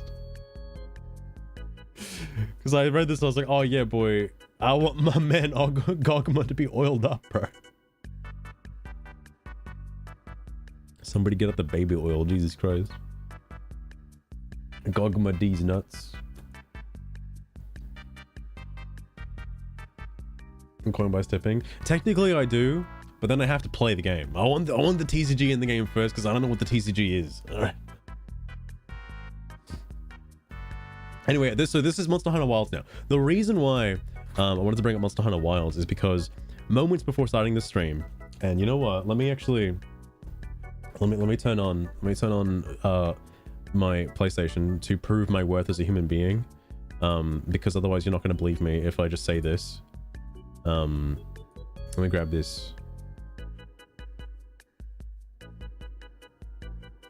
Please. My PlayStation, please.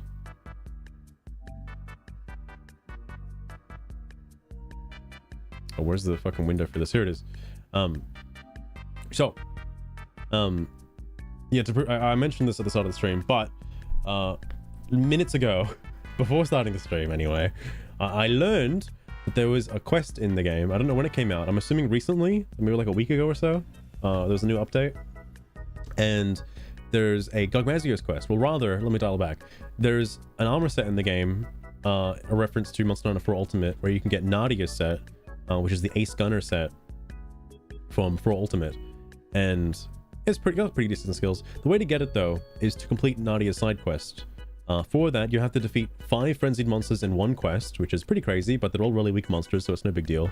But then after that, you unlock a very special quest, which is a Tempered Gormagala 9-star by yourself. You are not allowed to use an SOS flare. This is the first quest I've ever seen in the game, outside of some single player stuff, that forces you to not use an SOS flare. And I find it funny, given that Deathseer has a cool message in today's Steam discussions. I saw Deathseer made it, because I was just looking at the forum board to see anything about the Gormagala thing, and I see Deathseer made a post. I'm shocked Deathseer is still playing this game, going by the name Crystal, by the way. He's still playing this game. Shocks me by the way, and he's still mad about the SOS flare system stuff.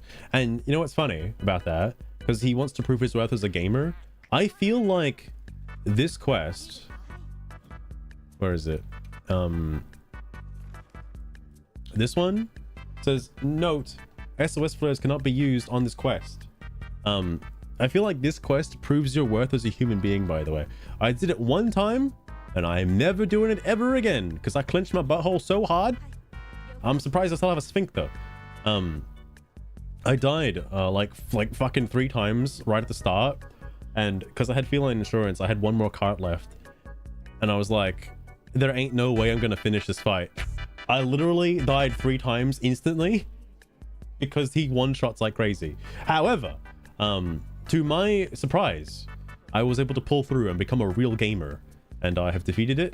The thing that you unlock for doing this, don't question why she's in a bikini. It's DLC. There's a lot of stuff I haven't made yet because I'm just lazy. Like, I haven't played this game in fucking ages. Is the Sorrel stuff. This stuff's pretty neat. Maybe I'll make it, maybe I won't, I don't know, but like, it's not too complicated. The only real like hurdle to get it is to do the Gormagala quest. That's effectively the thing. I can get rid of this now.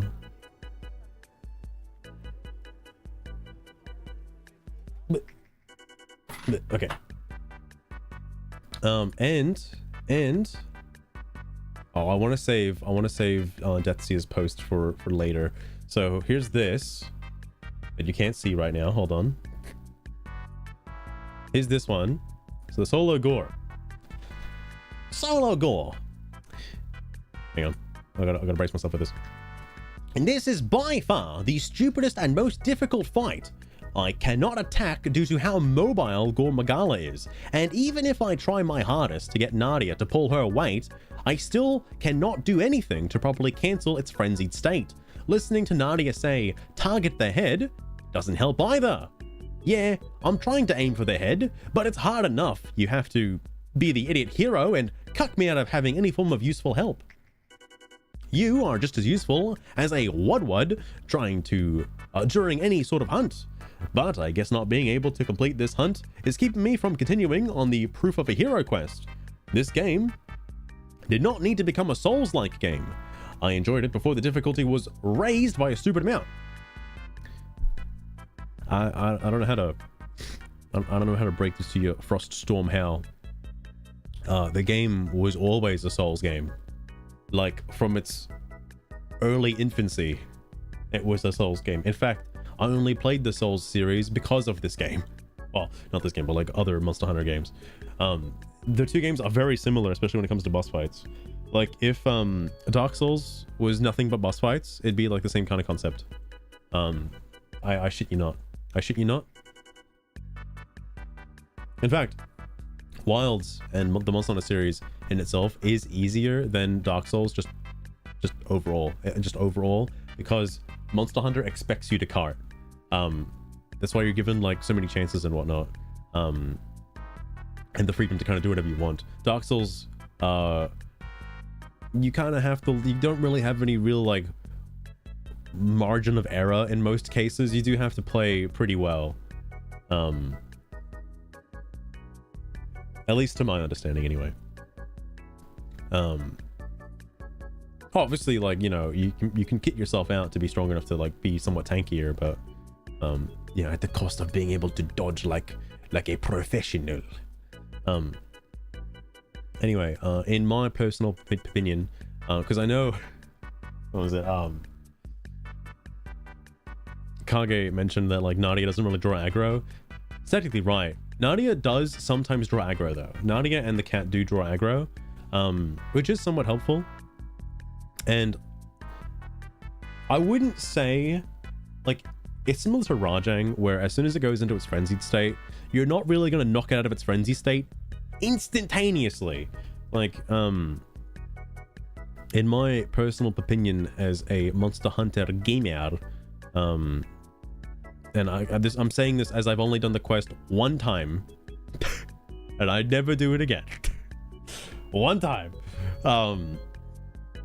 Is because once it's in its frenzy state, you don't have to drop everything and attack its head. You just attack his head whenever you get the opportunity to attack his head. Don't drop everything just to try and end the frenzied state. It's not worth it. He's just going to go into his frenzied state again later anyway. Just understand how his frenzied state works and how you can dodge his frenzied moves. That's it.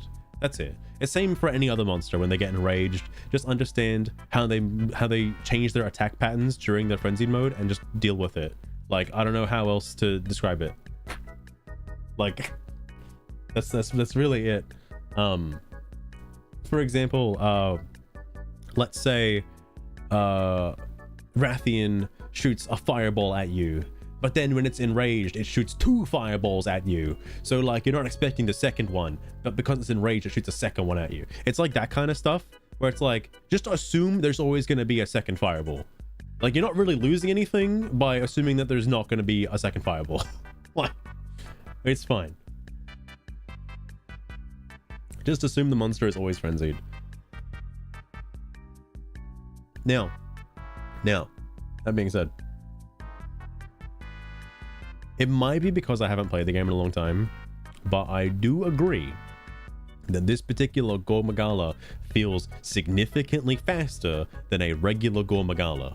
Now, I'm talking about Wilds specifically, because I know Wilds as a whole has increased the speed of all monsters just as a baseline, and Gore Magala is no exception. Gore Magala is way faster in Wilds than he is in like any other iteration of Monster Hunter, and specifically Rise, by the way, because you know Gore Magala, Chaotic Gore, and Shagru are in Rise. Wilds sped him up immensely, and I know a lot of people complained about Tempered Gore way back when Tempered Gore first came out. This is like Super Gore. I don't know if it's changed from Tempered Gore. I only did Tempered Gore like 2 or 3 times, mainly for like the guaranteed gem and whatnot. But like, this quest is solo, so you can't rely on like other people to just randomly draw aggro for you. And you do have you like utensils at your disposal as a solo player to make your life a little easier. You have Nadia. Nadia doesn't really do shit. She's just kind of there and exists. All right.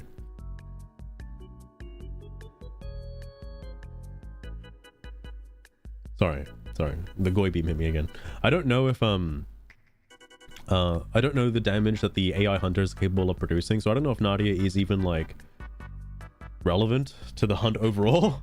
It just kind of stands there as like a cool concept, like, oh, you're fighting alongside Nadia, that's cool.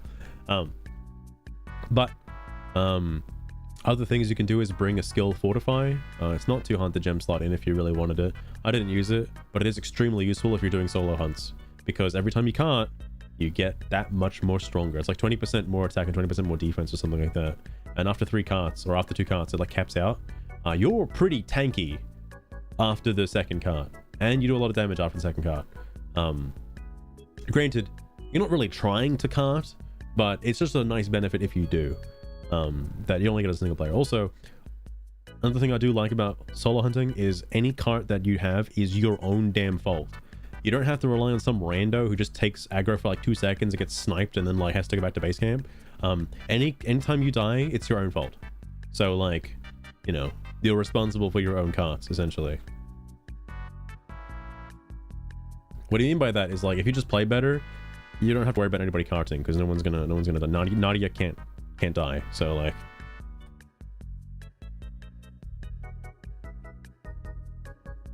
sorry, I might have to actually grab some water. Hang on a minute. Hang on a minute.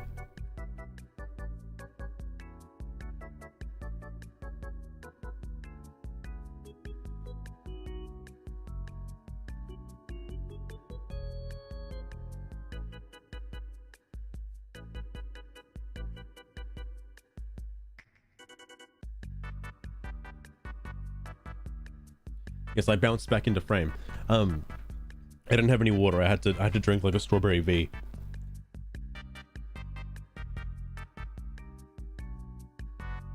Sorry, I was drowning slightly during that. Speaking of, I don't know if that flavor is new or not. It's new from what I've seen because I haven't seen a strawberry V before. It tastes like candy. It's like dangerous, dude. It tastes just like liquid candy. But anyway, I do find the fight hard, but like definitely not impossible. I mean, if it was impossible, I couldn't do it. And I'm rusty as fuck, all right? I haven't played the game in yonks. Oh, I can tell you when I last played it. I last played it when Gogmazios got introduced.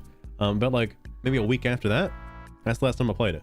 Because I stopped playing after that. I wasn't even planning on playing for this update because I didn't think they'd actually add anything. They did add stuff. They added like new armor and things like that. And there's a new, well, new for me anyway, festival that's going on right now. So I have a chance to like grab anything I might have missed. There's like new title cards and stuff like that. There's no new DLC though, which I thought was kind of insulting to somebody who buys DLC for Monster Hunter games. There's no new DLC, which is kind of sad. Just new quests and stuff. But no, Gormagala in Wilds does definitely cheap shot you. I'm not gonna bullshit you on that. Like, it totally does bullshit. It totally does cheap shot you. If you're standing by its like upper wings, towards the front of its head, it'll just point blank, just slap you like instantly. And you kind of can't really do much against that unless you have like a shielded weapon and you can block like a lance or something. I was using a sword and shield, by the way. You know, the most babyest pussy bitch weapon in the game. That still goes to the bow.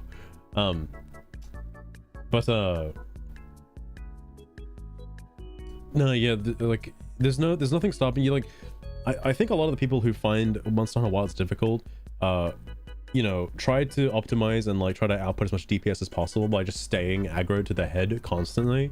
You don't have to attack the head all the time if you don't want to. You can just play like a bitch and attack the hind legs, and you're totally safe from like most of the attacks.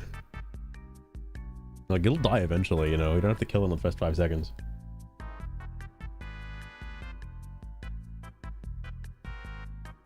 Books don't quiz you after each chapter. True, true. I do think, well, actually, I know the Dark Souls series does a really good job with that, because I kind of wish, I know Monster Hunter doesn't have this. Monster Hunter doesn't have like an easy mode, right? I do wish games didn't have difficulty sliders. Like, I wish there was just one standard form of difficulty that everybody had to go through. Because the ones that really get me are the custom difficulty sliders. Like, I don't mean like, oh, easy, medium, hard. I mean like custom difficulty, where you get to choose like how much damage you want to deal, how much damage you want to take, like stuff like that, and just like how difficult you personally want to make the game. That's a bit weird. I understand the freedom of having that ability, but I don't know. I don't know, man. Because obviously having one unified difficulty means that everybody who you know played the game played it the same way that you had to play it. Granted, there's like different builds and stuff. I'm mainly speaking in terms of Dark Souls right now. That may make things easier, make things harder. But everybody had to deal with the same like bosses and such. It's part of the fun of the game. That makes sense. That makes sense. Because I know for Pal World, right, like it's almost out, by the way, Pal World 1.0. It's got custom difficulty. The only thing I change with the custom difficulty though is like how many resources you get from trees, because I don't want to cut down like an entire fucking forest just to build a base. All right, I'll be real with you. But no, I'm thinking about this in terms of other stuff too, because you've got like Nintendo games usually have like an easy, medium, or hard, or like not really. I shouldn't say that. Like you play Mario, right? Like you play Jumpman Mario. Like let's take Mario Wonder for example. New update coming out sometime soon, hopefully. If you die enough on a stage, like there's no difficulty setting. It's kind of just like skill progression as you go, but if you die enough on a stage, you can just get like an invincibility suit that just like lets you get through the rest of it. I think that's Wonder. I think Wonder does that as well. I don't know if Wonder does that. I know a lot of the ones before Wonder did that. Like if you die a lot in New Super Mario Bros. Wii, you get a fucking invincibility shroom. New Super Luigi, you get an invincibility thing. Like an invincibility P-wing or some shit. Like I think it's a white acorn or some shit. I think that's what it was. You just get an item that lets you like advance through the stage with like no difficulty. And I know it's like a bit of a cop-out like to do that, and I feel like if you do that you shouldn't get rewarded for that. Like it shouldn't count as like a level completion. Actually, I think one of the games does not allow a completion if you completed it with the fucking like invincibility power-up. I think I could be wrong. I know there's one of those games that does that. Couldn't tell you which. I just know one of them does that for sure. I think it might be 3D World actually. I think 3D World does that. They don't appeal to kids. I mean, yeah, for kids it makes sense. If you're like a real professional gamer and not a game journalist, you probably wouldn't have an issue with like Nintendo games as a whole. And personally, when it comes to the 3D Mario games, I genuinely love doing the hardest challenge in the game. Like Donkey Kong Bonanza, doing that like super omega, like what's that, the fucking, I forget the name of the thing, where you have to go through all the different bonanzas and shit in like one go. Like the super unlock you get at the end of the game. Like there's nothing that'll make that easier. You can't just make that easier. All of that is based on pure gaming skill. And I think one of the best iterations of this that I know of is Super Mario Galaxy 2's The Perfect Gauntlet. That shit, when I was a kid, was hard as fuck. All right? It's like, holy shit. Because there's nothing to make that easier. You have one hit point, and if you fuck, it's a long stage as well. If you fuck up at any point, you go to the whole thing again. That shit was hard, man. That shit was hard. But I felt so proud of myself after finishing it. I'll never forget that achievement. And that goes for all the other like 3D Marios as well. Like you think of Super Mario Sunshine, and somebody tells you like, hey, did you get that 8 red coins shine on the island in Delfino Plaza that you have to use Yoshi to like go into the warp pipe? Did you do that? It's optional technically, but if somebody says they did it, they know what they did. They know what they went through to do that. That shit is obnoxiously hard for no reason. And like I feel like Sunshine just has like ludicrously difficult puzzles for whatever reason. There's the other thing too with Sunshine, because that's a good example of this. Sunshine forces you to get the seventh shrine on every single stage. So if somebody says they beat Sunshine, regardless of their 100% completion and the challenge stars, you know what they had to do to beat the game if they didn't do the watermelon thing. You know what stars they did in order to beat the game. They had to deal with the Corona Mountain boat physics. All right, so everybody has some kind of like unified like understanding of what a player has to go through to reach that level. But then you get to games like well, I don't know if I can really use like Metroid as a good example, because the difference between like easy and hard is realistically like if you want to enjoy the game or not. Because like hard difficulty in Metroid is basically like you'll die in like 2 hits. And like Metroid Dread added like a 1-hit mode. Good Christ. That's I still haven't seen a playthrough of that, by the way. I would like to see a playthrough of like somebody doing dread mode, because that sounds impossible to me. You just have to be a god gamer for that. But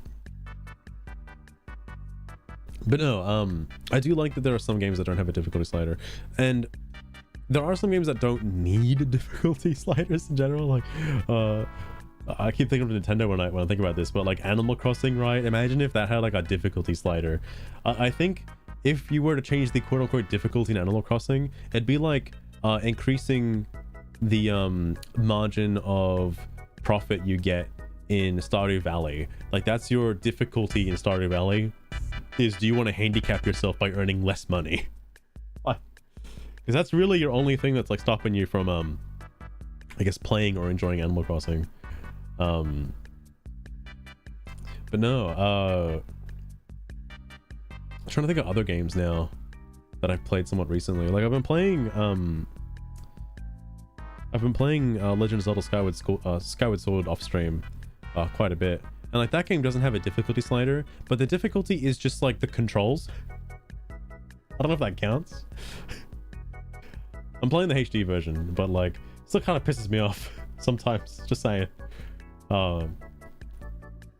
But I guess everybody who played it had to suffer with the controls, so they know. All right, they know. I'm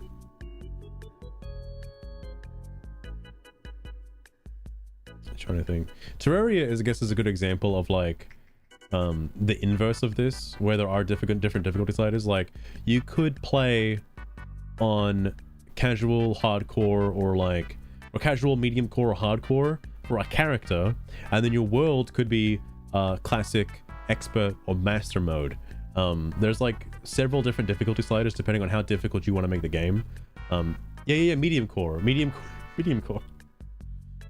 core is like Minecraft level of difficulty. Oh, that's another one too. So Minecraft is a game where like you have I guess modern Minecraft is a bit different, right? Because like you have your technical like bonus difficulty. You keep inventory, right? Because I was thinking of that.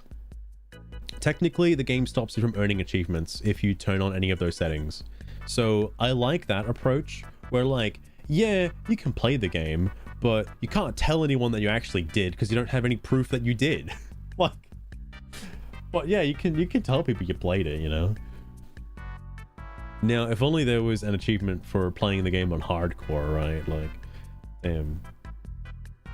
I wish, oh man, there's like, I yearn for the day when I can watch like a proper hardcore Minecraft Let's Play that's just like basically a live stream. Because like, I hate watching edited videos of like hardcore Minecraft, because they could edit out like anything, all right? Like, they could have like multiple accounts on the same world, you know, just so in case anything goes wrong, all right? Like, they could have backups. That's why I prefer like unedited game footage these days. Anyway, about game difficulty. Gormagala! Is Gormagala that difficult? Is it? Preface. I am salty coming off of having a 0/4 investigation with a tempered Gormagala I carted 0 times. I need help understanding something. I have fought Gormagala in basically every iteration it has been in. Monster Hunter 4U, GU, RS, and now Monster Hunter Wilds. I even fought Gormagala back when it was the hard demo boss on the tiny screens that were the 3DS. God forbid anyone played on a tiny screen. Now, I don't deny Gormagala not being hard. Far from it. I can see it getting a much greater moveset that puts it on par with either Shagaru or Chaotic. I also get that it hits a lot harder, that with it being post-game, and most of the last monsters to right. Wait. And the last of most of the monsters to right. I also get it. The graphics in this game is far too realistic, and the lighting makes it impossible to see anything. But I must ask, Why do people struggle so badly against this guy? Is it too fast? Unpredictable? Because at this point, even with visibility so bad, I can at least see when it's going to ground slam. Are people searching for SOS flares, for other people being skilled so that they can triple cart? All I ask for is quest rewards for more Gogmazios weapons, not babysit hunters that need to be carried like a backpack. If you need heavy armor spheres, pick a different quest. For the record, I'm not talking about corruption's culmination. That's a different discussion. Is Steam open? I do, but I have Steam discussions open. I did also read a discussion from this game earlier. This game. There's some interesting Steam discussions in there. There's some interesting ones. Getting live cancer, indeed. I gotta get my daily dose in. So I'm assuming what this guy means is that he fired an SOS flare, a bunch of randos came in, he died on his quest, and then he failed because of it. And then he lost all of his investigations because of that. Now, this might be a PC player problem, by the way, because I don't think, not once, playing on PlayStation, have I fired an SOS flare and someone has come in and fucked up the quest for me. I don't think that's ever actually happened, not once.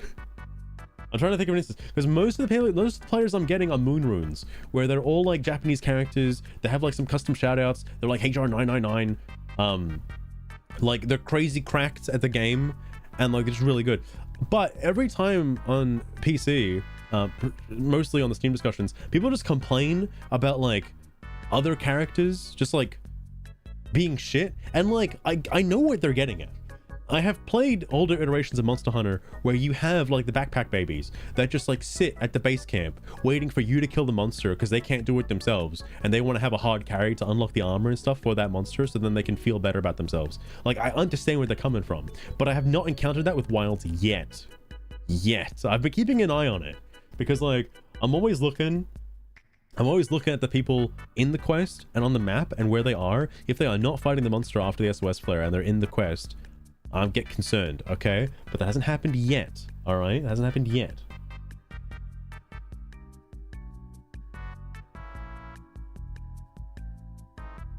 Try a new weapon.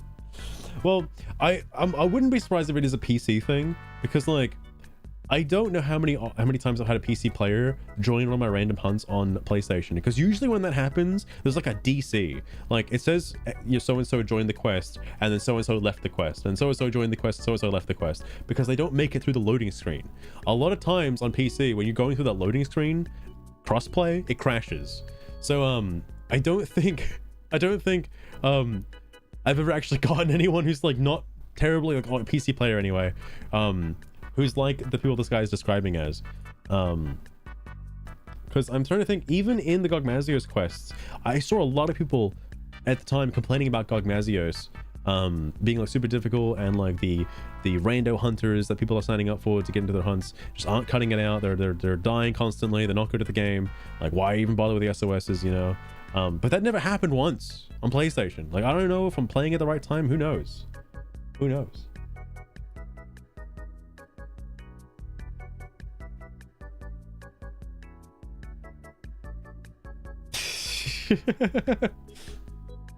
There's like oh my god, Botany, there was it's so sad because like this will never happen in Monster Hunter nowadays, but back in the day I got some good memories with Kutsi in Monster Hunter for Ultimate, where like we would start up a guild hall specifically called like, I don't know, gathering event quests or like fishing quests or something like that, and like a gathering fishing event quest like doesn't exist in the games because there never was one. But we would come in and see what people would do. We would just sit there and wait and like just talk shit and just see what people would do when they come into the hall. Because normally what would happen is somebody would come in, and this is the etiquette thing to do, by the way, is wait until the person hosting the room posts a quest, and then you join it, because the reason you joined the quest initially is because they are hunting the thing that you want to hunt, basically, right? But the early Monster Hunter games didn't have SOS flares and stuff like that now, so you can't just like search for what you want and then get it. So what people would do is they would just they would lobby hop constantly from lobby to lobby, regardless of what the target was, and just post their own quest or their urgent to get people to help them, essentially, just so they can say they beat the game or whatever.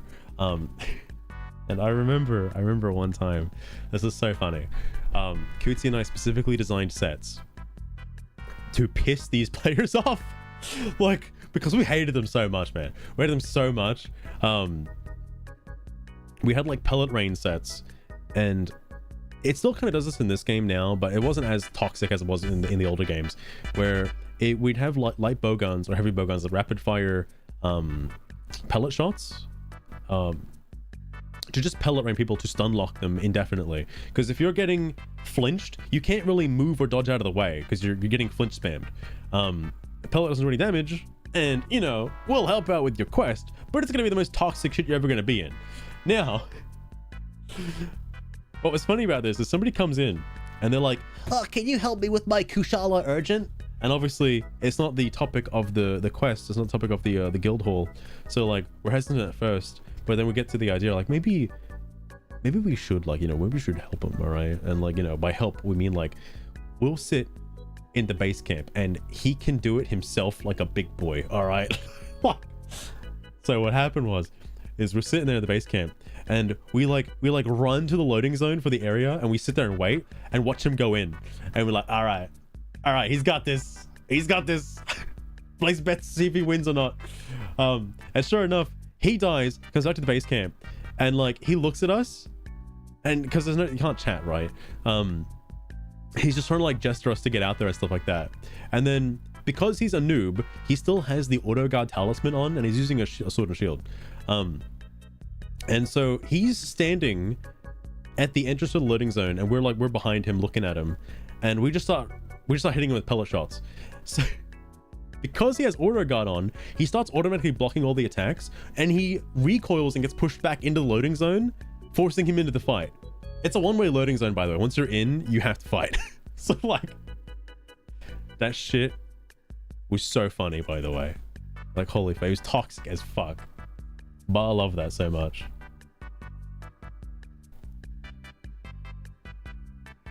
Okay, Chris, it's different nowadays because you can't make a lobby like that anymore. Even in Monster Hunter World, it's not the same, because Monster Hunter World you can have like fucking like 30 or 60 people in like a lobby, so it doesn't really doesn't hit the same. Back in the day, quests were only like, well, now quests are like 4-player max. Back in the day, lobbies were 4-player max, like the lobby itself that you join into. So you would hope that everybody in the lobby is on the same page for what the lobby is. All right, like, god damn. These were too bloody long. I was surprised. Well, I guess like, you know, you got there's SOS flares out there, right? There's SOS flares. Although I do admit the guy Chris is also pretty rough. I did do the USJ quest, and I know I gotta do the USJ quest like 4 more times. But I think I got too babied by Monster Hunter Wilds. When I accepted the quest, it's an arena quest, right? And it's tempered Radow and tempered Lagiacrus in the arena. And I was like, oh, cool. So it'll be one at a time, right? Because every fucking other time, it's one at a time. Every single time there's like 2 monsters in the arena, it's one at a time. And so I'm like, oh, this will be an easy quest. I jump in and it's both at the same time. I'm like, okay. Okay, this is interesting. All right, now we got a quest on our hands. All right. And sure enough, that was fun as fuck. I love that. That was a good quest. I would like to do it again at some point. Shit was chaotic as fuck. But tempered Lagiacrus out of water isn't so bad. 6 months in the arena. That's the other thing too. So that frenzied monster quest to unlock the whatchamacallit, the corruption's culmination. The frenzied monster quest unlock that. It's a 5 monster quest. I didn't know Monster Hunter Wilds is capable of handling 5 monsters on screen at once. My brain was still stuck in Monster Hunter like World, so it was crazy to me that all 5 monsters are active that you have to kill at once. That's crazy to me, because like Monster Hunter World had 5 monster quests, but there were only 3 at a time, and then you have to wait for the other 2 to spawn in. So having 5 at a time is crazy to me. It's crazy. Anyway, is Gore Magala that hard? I just think people don't understand how frenzy works. People pushing through his mechanic and oh, hang on. Oh, hang on. I didn't actually read the comments on this one. I forgot. This guy doesn't know how frenzy works. Okay. Gore Magala, you think is the toughest? Wait till you meet Omega Planetes. Wait till you meet the other nasty monsters. Gore is but the tipping point of the iceberg. When was this posted? Like a week ago. I think by this point he might have seen Omega Planetes. There's no way. I don't like it either. Nadia is really bad. She doesn't DPS well and doesn't tank much either. Gore keeps changing between her and you. You and her. It's protecting Gore's head plus multiplayer HP. Does it actually have multiplayer HP? I doubt that. I full on doubt that. I don't think the Corruption's Culmination quest has multiplayer HP. That's fucked up. It didn't feel like multiplayer HP when I did it. Besides Shock and Pitfall Trap, you can use Lure Pod to bring Gore really far to the zones that have Rock Trap or Bridge Trap. You don't need this quest to access Proof of a Hero, I believe. You need to beat Arc-Tempered Arkveld, then they triple monster quest. Optional quests with Slay 3 9-stars. I think you just need one of them cleared. At worst, it's all three: Desert, Basin, and Forest. Yeah, this was like an optional quest. I can't imagine this being used for another, like... I've seen people talk about Proof of a Hero. I don't know what that quest is. I haven't seen it yet. I would like to give it a try, whatever it is.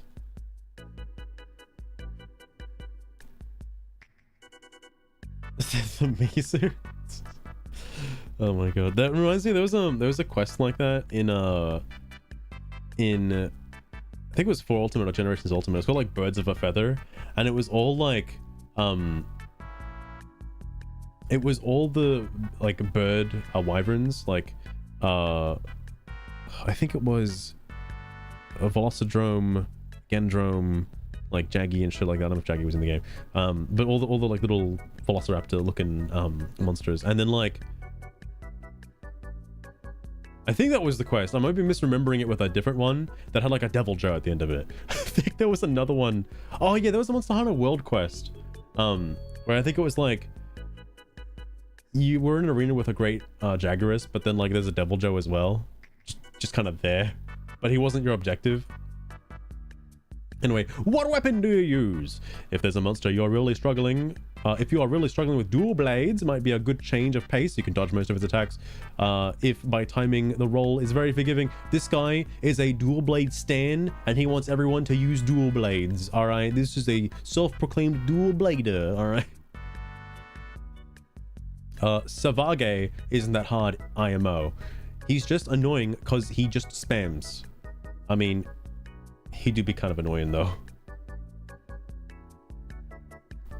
Even with those who boast that Proof of a Hero quest is easy, don't claim that Savage Omega is easy. I would even claim that 80% of all random SOS Savage Omega runs fail.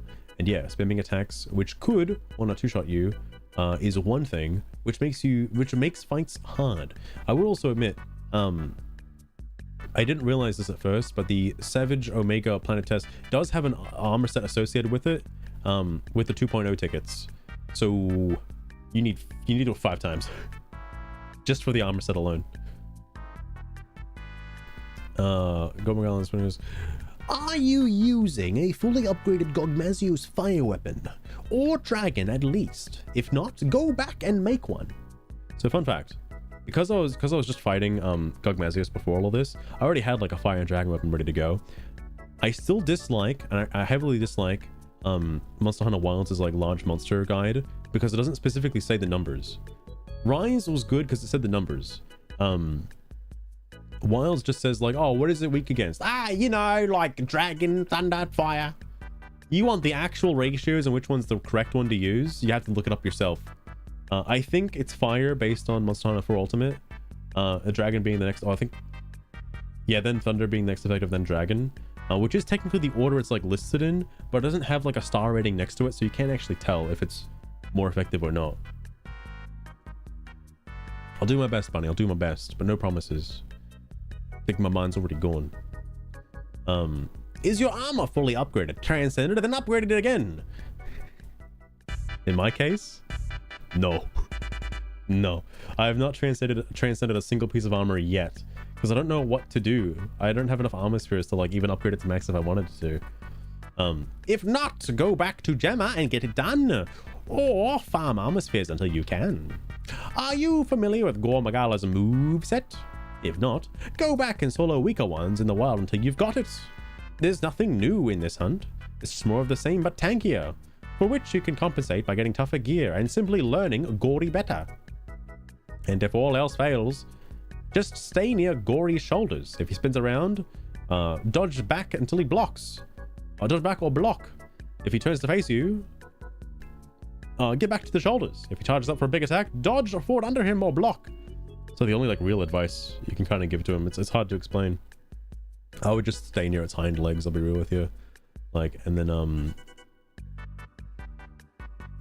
you know, in other cases, fucking, oh sorry, I'd stay near its hind legs just regardless, just in general.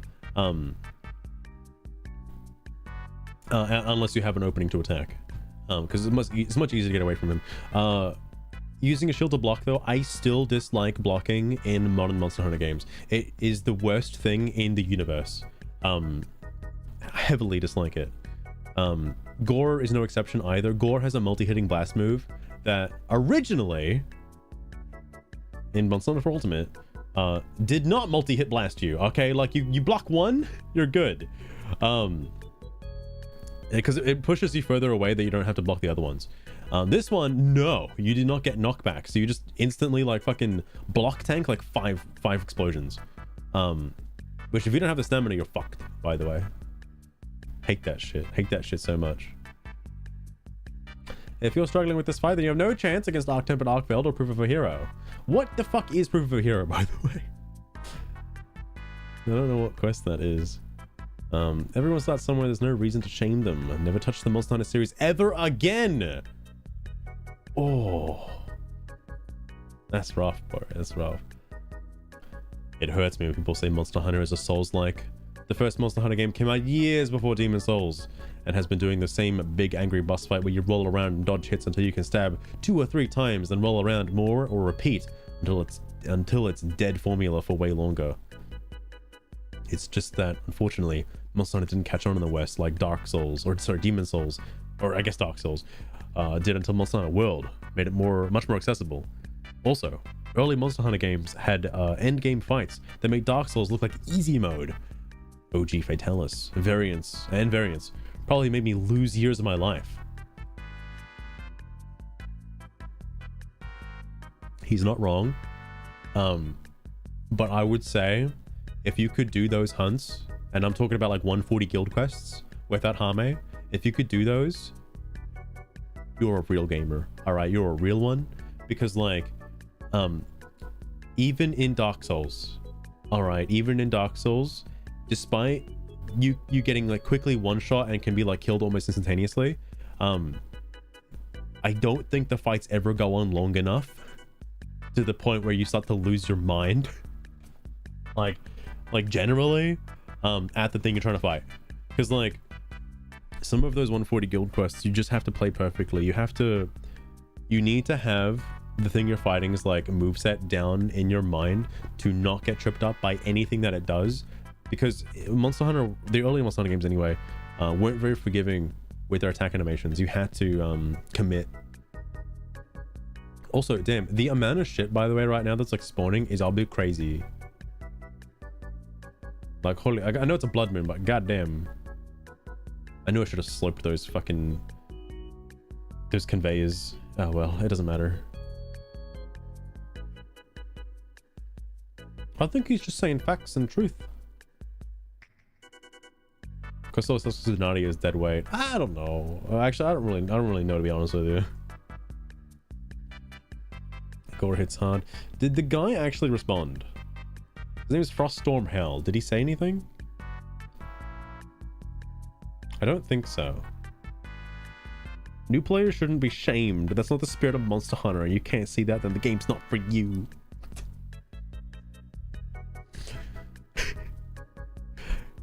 Unfortunately, a lot of the online etiquette and Monster Hunter spirit kind of died with Monster Hunter World, I'll be honest with you. The Deadpool. So no, oh my god, I'm not gonna read all of this, but I don't think the guy never responded. That's sad. That's sad. Anyway, it's got really difficult. Hang on, that guy didn't respond here, did he? Okay, no. That'd be very funny if he did. They don't know they don't know enough specifics. Average person's instinct is to back up. The Gore will fire 3 beams that aren't straight and curve. Or when Gore throws his head and mines his delayed blast, people run back. But coming in is probably safer. He even has a variant that punishes moving to the side. His cone / ride explosives. They probably move whatever direction feels safe, but it's probably a trap. You will learn pretty early on if you're a blade master to dodge through him, like to get to his tail essentially, because all of his attacks will slam in front of him at his head. His blasts at his head. The only thing that's new to Monster Hunter Wild that I'm aware of that kind of trips me up a little bit sometimes, because it's a new attack, is the one where he like digs his wing into the ground and like flicks it up real fast, like that one when he like does a little weird turn with his like wing flick. That pisses me off a little bit, because that comes out so fast, it's insane. But personally, again, if you're just dodging, staying close to his like hind legs, it'll never hit you. Like it's no big deal. Other than that, most of his moveset's kind of the same as like Monster Hunter 4 Ultimate. Like the downward slams, it always the same shit. The 2 slams and whatever, it's the same thing. Harder than it used to be, at least. It feels that way, but I generally just avoid Gore in multiplayer quests. Always takes longer or end and fail. It's really that bad?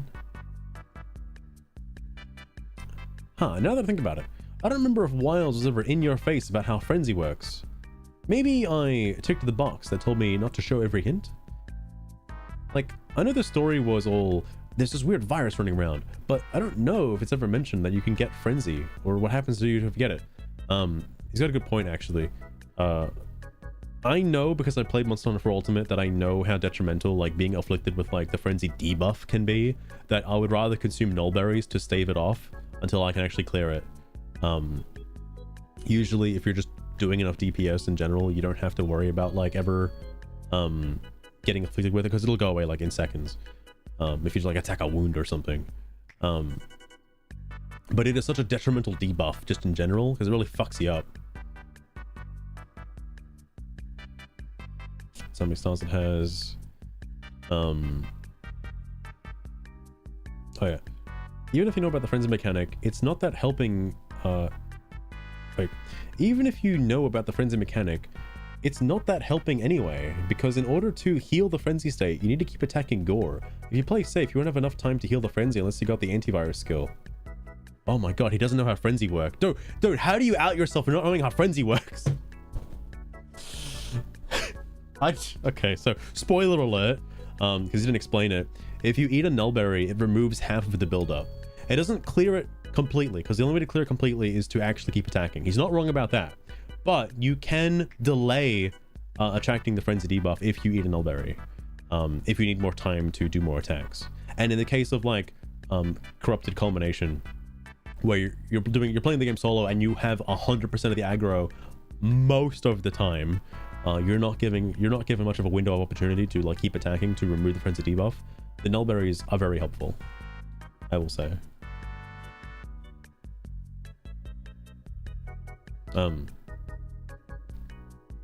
Level 30. Oh, that's right. I never did level 30, level 300 anomaly quests, so I don't know how difficult those can get.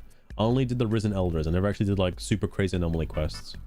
I wonder if somebody responded to that guy. These two are just going back and forth over and over again. Oh, somebody did. Nullberry exists! You can't cure frenzy with it, but you can give yourself infinite amount of time to cure it with attacks. This Gore Magala that difficult? Nope. Has always been easy. Back in the 4U days, I used to be relieved when I was asked to fight Gore Magala, because I knew it would be an easy win, unlike, say, Frenzied Tigrex. Victory was guaranteed, and I like that in a hunt. Look, I'm losing my voice. I need to get the Highguard like tonight. Okay, like I don't know if anybody responded to the Nullberry comment though.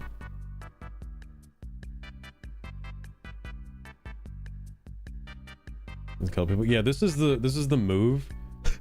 That kind of annoys me a little bit. Because it can't, like, I swear to God, it might just be because I haven't versed Gore Magala in Wilds in like a long time, which is true. But that move is really fast. Like, it's really, really fast. Nobody's talking about, oh my God, what the hell is this? Man, I don't know why, but Gore is just my white whale. I just can never get a consistent upper hand against him. I haven't even finished the Tempered Gore hunt with Nadia yet, because I just 100% cannot get a good run on him. And it seems like he has way more health than is reasonable for how I have to fight him. I main Lance, and it feels like Capcom just started absolutely hating the counter playstyle that I love Lance for with the nerfs. It's mainly the blocking. I feel for this guy, it's mainly the blocking. Like, I haven't fully done Lance yet, but Lance and Gun Lance feel a little bit fucked because of the way blocking has been changed. I think Lance might get a pass because you can power guard, and I think every guard you do needs to be a power guard. Because if it works the same as Monster Hunter Worlds, it doesn't consume stamina when you get hit while power guarding. So it doesn't like chunk off a bit of stamina. So you could power guard through a lot of the like super blasts and then like counter attack with it. So it actually would be pretty good. The problem is when to power guard versus when to counter guard. This is probably what the guy might be fucking up on, because a lot of the times, a lot of monsters, if you try to counter guard something, because a lot of times I personally, this is just me speaking out of my own ass, I reflectively just counter guard before doing a power guard, because it's much quicker and easier to do that. And also, well, you wouldn't want to turn up getting a counter hit in that's pretty strong, right? But not really the best thing to do because of multi-hits. If you counter, in my case, the thing that pissed off about, let's say Gore Magala does a multi-blast in front of your face, you counter guard the first one and do not go into a power guard stance. You will counter the first one, immediately put your shield away, and then suddenly take a full fucking explosion to the face seconds later. Hate that so much. Anyway, seems well, maxed out guard up and defense floating around 450, still chirps through shield almost about 60 to 70% of your HP on a perfect guard. This is also true as well. I feel like this is kind of fucked up too. You kind of need to have like maxed out Iron Wall like guard skill, and guard up maxed out as well in order to realistically make guarding a viable strategy. But even then, I wouldn't recommend it, because it's just like the multi-guard hits, man. The multi-guard hits, I hate them so much. The follow-ups will kill. I tried a quick sheath Leap of Faith instead. It doesn't help AoE kills. Tempered Gore Magala is a nightmare for me. I'll fight 20 Tempered Archvels and 20 Gog Mazios fights sequentially before I even attempt one Tempered Gore fight. I hate him. I'm not saying that's impossible, it's not. I've killed Tempered Gore outside of that quest a few times. Got the full set. But man, that one quest feels genuinely impossible for me. It honestly sucked the fun out of the game for me at one point after a 2-hour session trying to beat him, and I just had to turn the game off and go for a walk. Dude.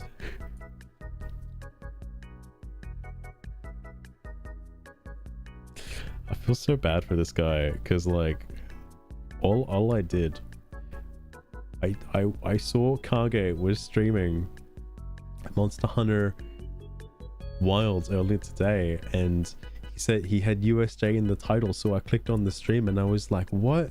There's USJ stuff? And he's like, yeah man, there's USJ stuff in the game, and there's this cool like Gore Magala quest in the update.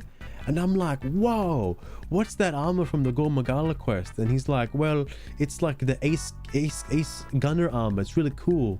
And I'm like, whoa, okay, so what do I have to do to get it? And he's like, well, you gotta talk to Nadia and get like this like 5 monster quest. And I'm like, okay, I'll do that. And I did that.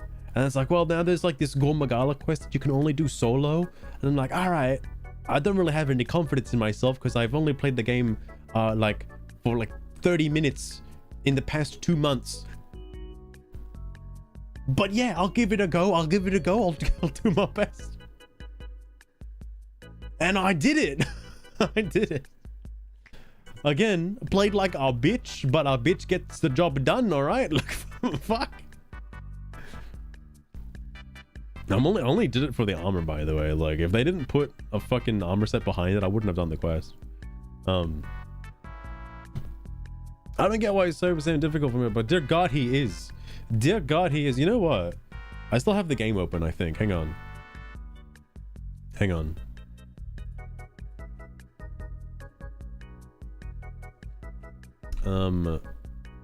Can I?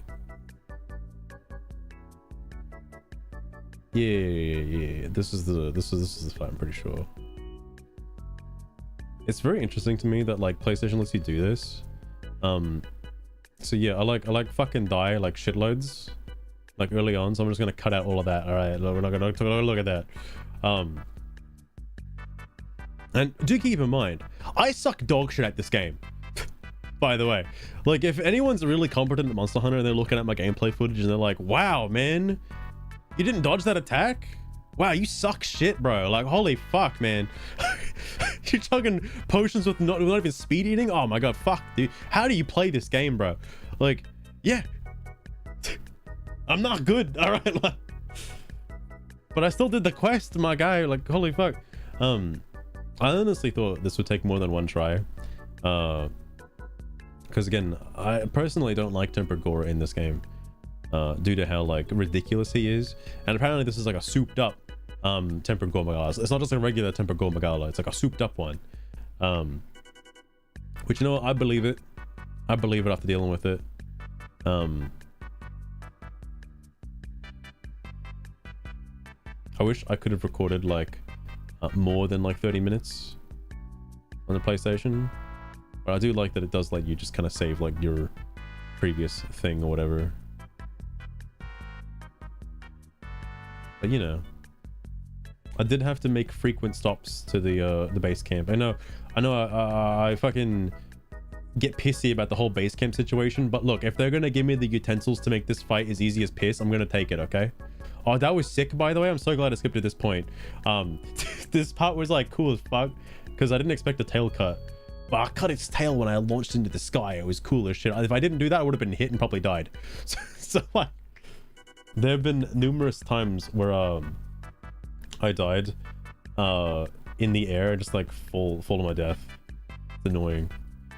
But yeah, cool tail cut. And yes, another reason why my gameplay is dog shit, I'd repeat the same combo over and over and over and over again.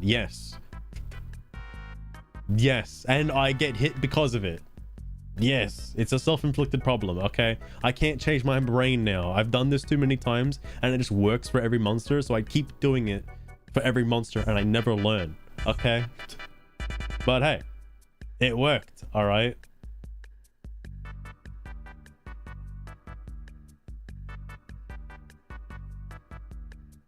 I also don't know how or when its like head got broken, but that did happen at some point. Like the feeler got broken. I assume that'll just happen because like Nadia is probably shooting at it as well. I don't know if Nadia can like actually do stuff.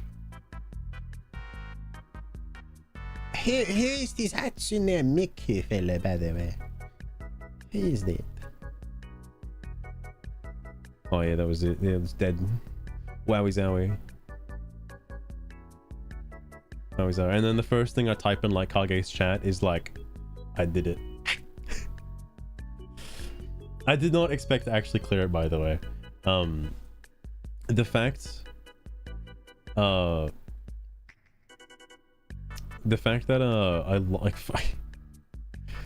I fucking carded 3 times. Does it actually say it on the right? I guess it doesn't. Hang on. I have to have like the I have to have like the quest thing up.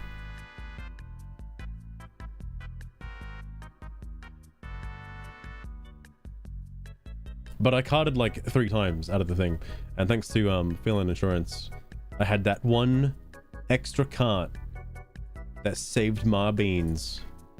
Because if I didn't have that, oh lord, all right, oh lord. But my god, I did not like being in a hunt for like 30 minutes with a clenched butthole like that, okay? Where like any fuck up is like death. And you gotta do the whole thing again. Because like the longer the hunt goes on for and the further I get in the fight, the more detrimental it is if I fuck up. That's when the mum spaghetti comes into play, okay?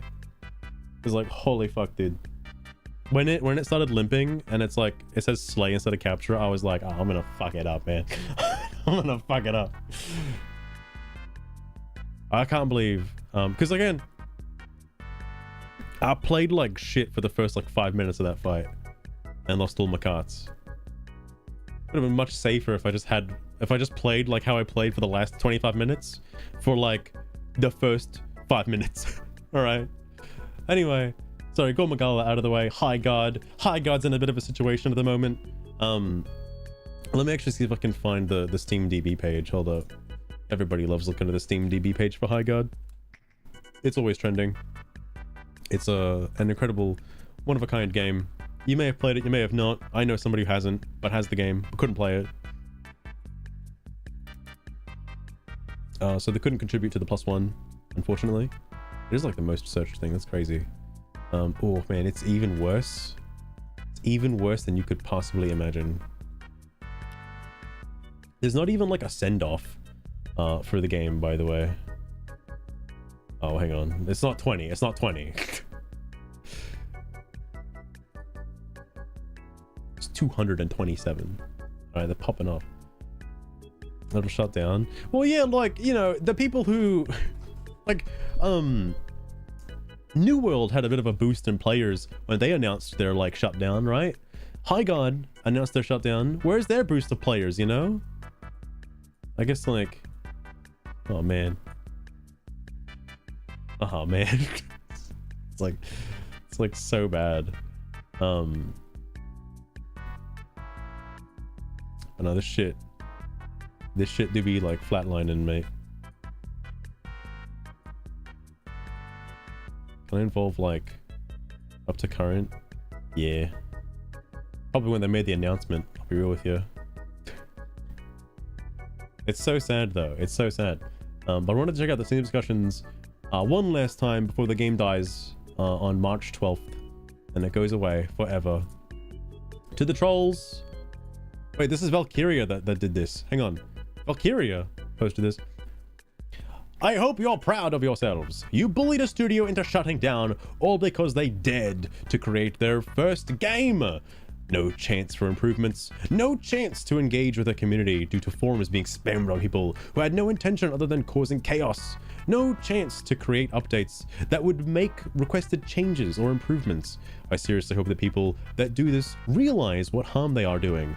And when game developers become fewer and farther between, so will video games. But the quality will go up is the thing, right? The quality will increase after that, okay? Because there'll be less and less shit games being made and better competent games being made, all right? Build Electronic Arts every day. True. I'm so proud of us. So before going any further in the statement, I want to point out that it's the game's fault for dying.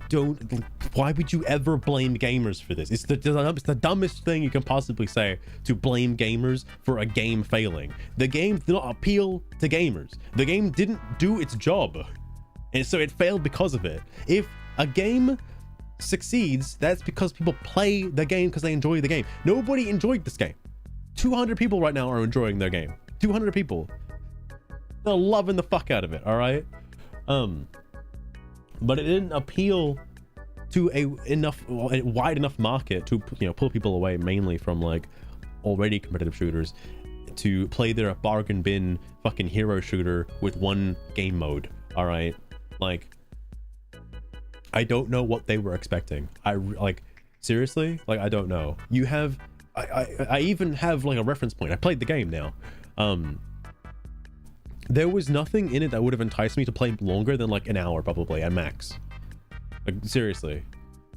What excitement or enjoyment would I get out of playing Highguard that I couldn't get out of like literally any other game in my library right now. Like seriously. Highguard, I feel like offers nothing because it's a live service, because of FOMO, because it's an online only single like game mode fucking multiplayer PvP game. Like there's nothing really it has to offer.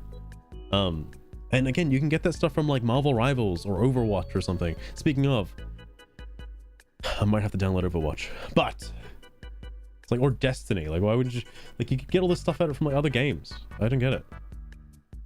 Anyway, then you won't have anything to look forward to or play all of this just because you perceived Highguard as woke, and that is against your ideology. What a joke.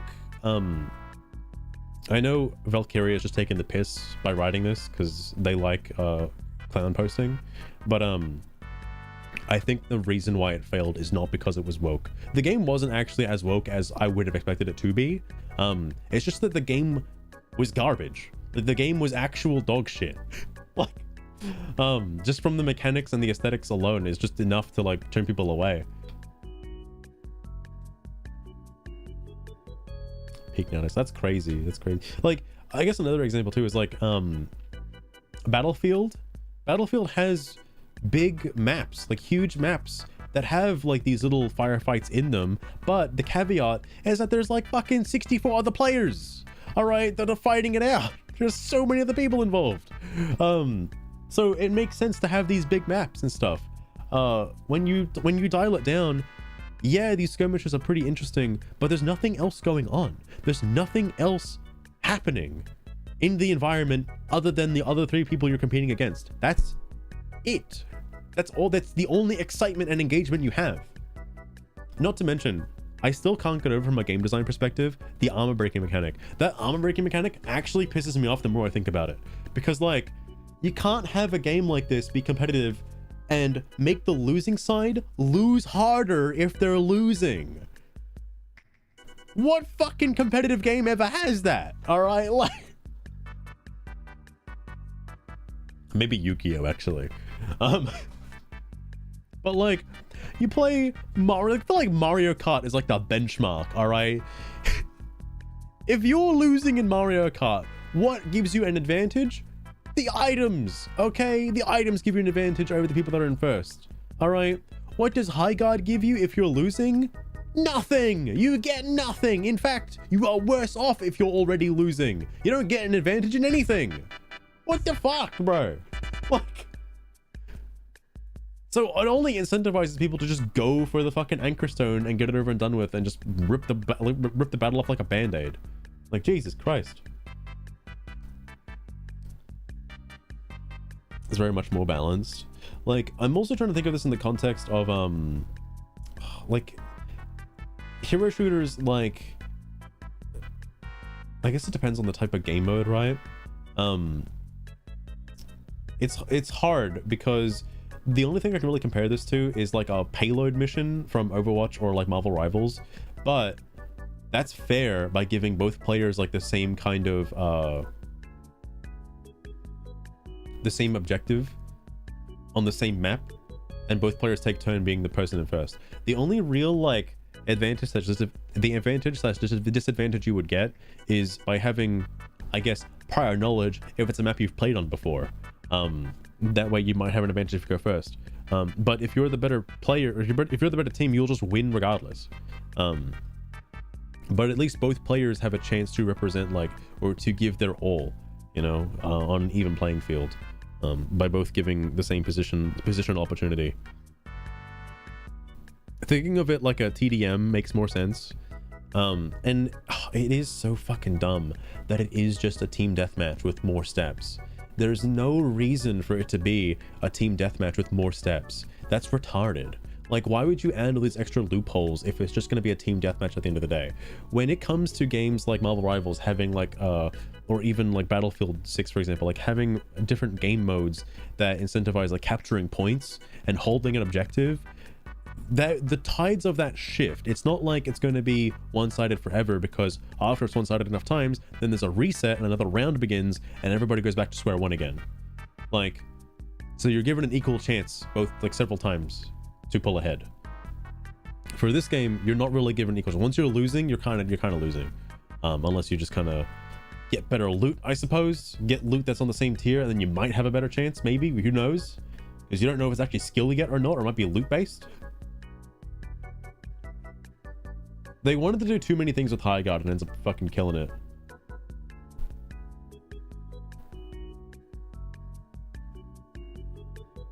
So Overwatch was like, I haven't played like Team Fortress 2, but I know that's like the progenitor for a lot of the like hero shooter genre style elements. Like I don't even like, I'm assuming Team Fortress 2 was around in the early days of like Halo, right? I don't know if Halo came before or after 2007. Oh, fuck, was Halo like 2005 or something? About to learn. Oh, 2001. Oh shit, that's way earlier than I thought, actually. Damn.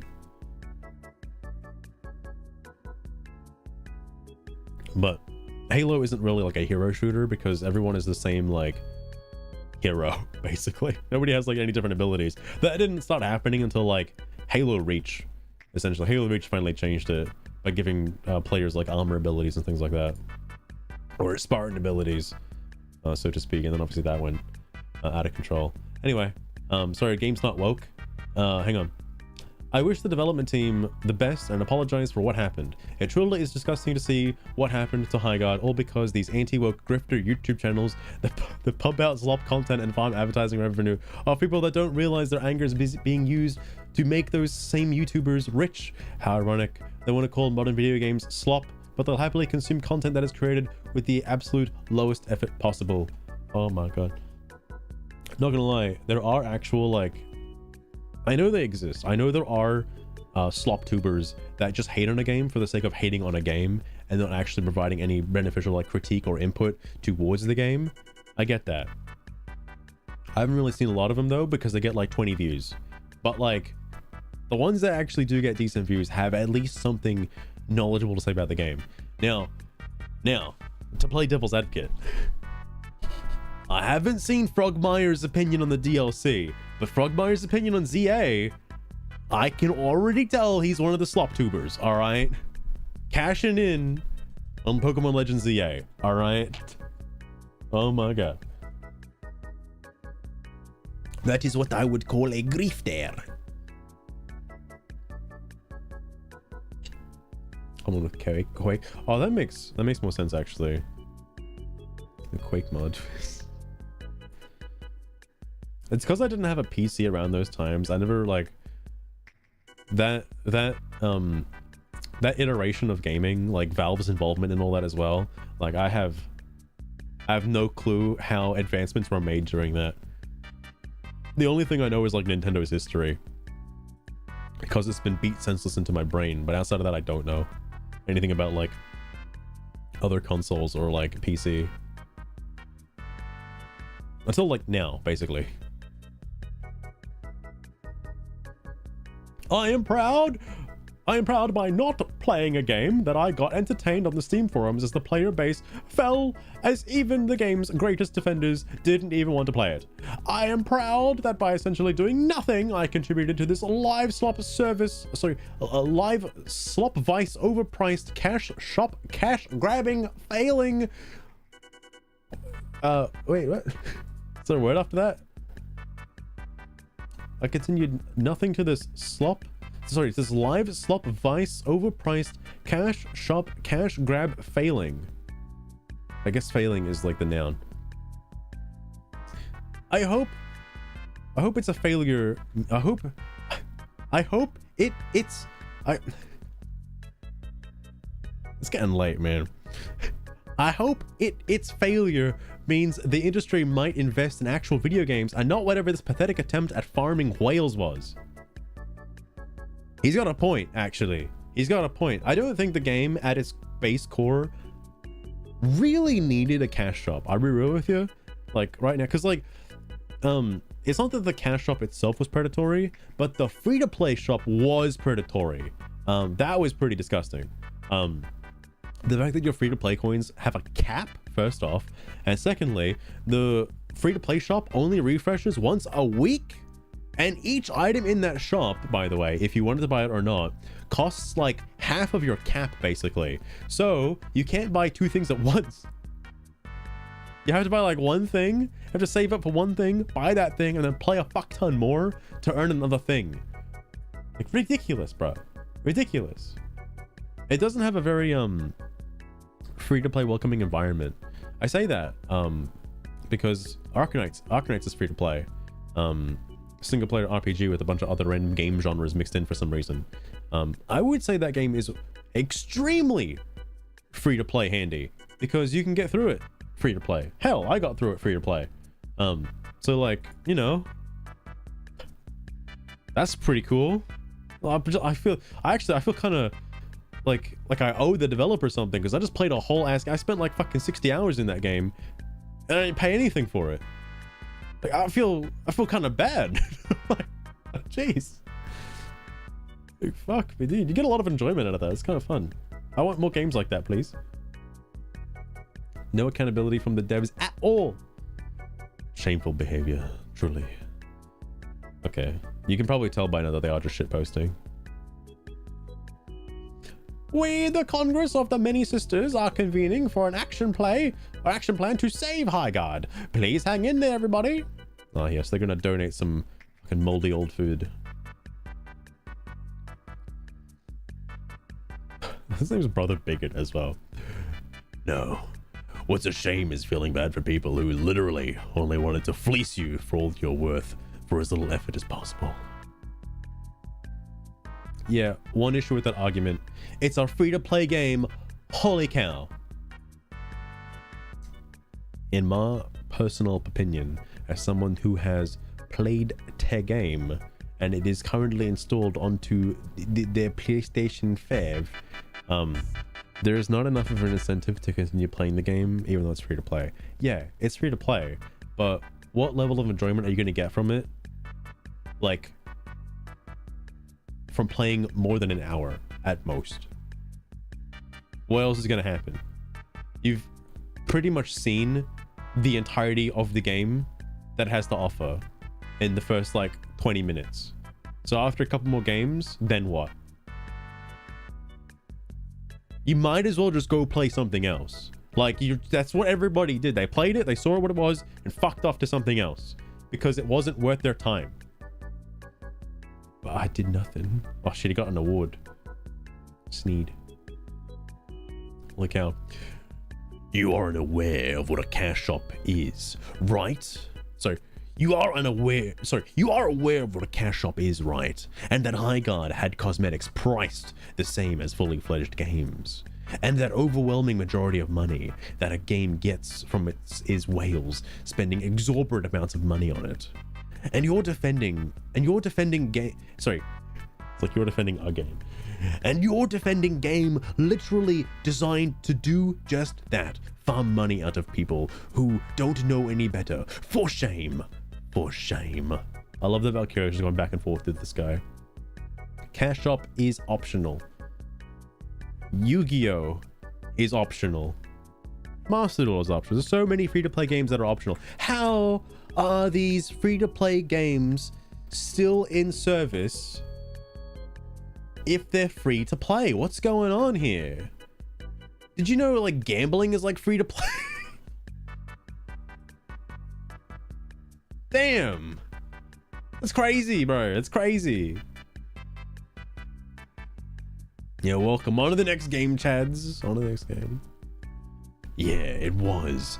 And they shut the game down for not having any whales to justify running the game. Lamau. L. He's not wrong. He's not wrong. I'm sure if they had a wealthy oil tycoon spending fuck tons on their shitty microtransaction currency, they'd keep the lights on. All right, they would. Friends. Oh my god, this guy's mentally unstable. All right.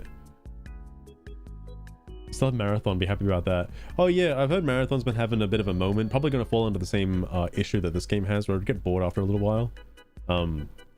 Curious if that's gonna be the case or not. Still haven't you still have never actually played it. So in a way, you're contributing to its downfall. It's called being busy. I have too many games going on. You can tell. You can tell they're shit posting. All right. I mean, maybe it's because I already know who Valkyria is, but like, it's so funny to see people who aren't in on it. That's just like, I wonder if there's a reason why they just have the mouse symbol and nothing else. Actually, wait, can I see if it says it on here? Doesn't say. Damn. Okay, are you even for real? The game was developed for 4 years and they didn't even make an attempt on doing a public betas. That could have been a way to receive feedback and make improvements, as expected from an IGN shill. Whoa.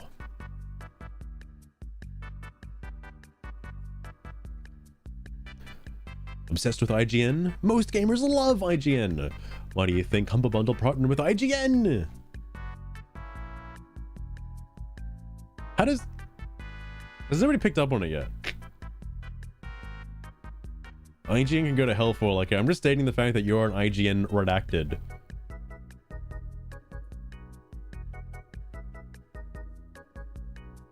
He wrote shill earlier. You're an IGN. Is it whore? Is the word whore? Oh, bitch. I think whore might be allowed on Steam, actually. I'm assuming that's the word bitch. Because I'm thinking, like, what is a 5-letter swear word that would be like censored? I only know of like 6 letters or 4 letters. 5 is a bit of a weird one. Proud it got shut down. I'm proud that it got shut down. It slopped when I first saw it. Yes. Yes. Oh, welcome back, Valkyria to Highguard. We missed you over here. Earl knows. One that killed Highguard is Jeff. If it was never announced at the Game Awards, then it would have died in peace. Game sucks, by the way. I'll believe him. I'll believe him. And says, that's your fault. You contributed to them not having a sustainable player base to run the game long term. You know, Brother Bigot is not wrong. He's not wrong. That was burning down. I'm assuming this is a link to the post of it dying. Also, Mr. Buzz Upwits. I'm not gonna read every single post, by the way. Like, I'm getting pretty tired. I've been on here for a little while. OP hasn't worked out. There are no jesters anymore. I had over 1,000 jesters. They aren't rare or special. They're very effective at jester farming in woke video games. I'll be real with you. They got me twice. Okay, they got me twice.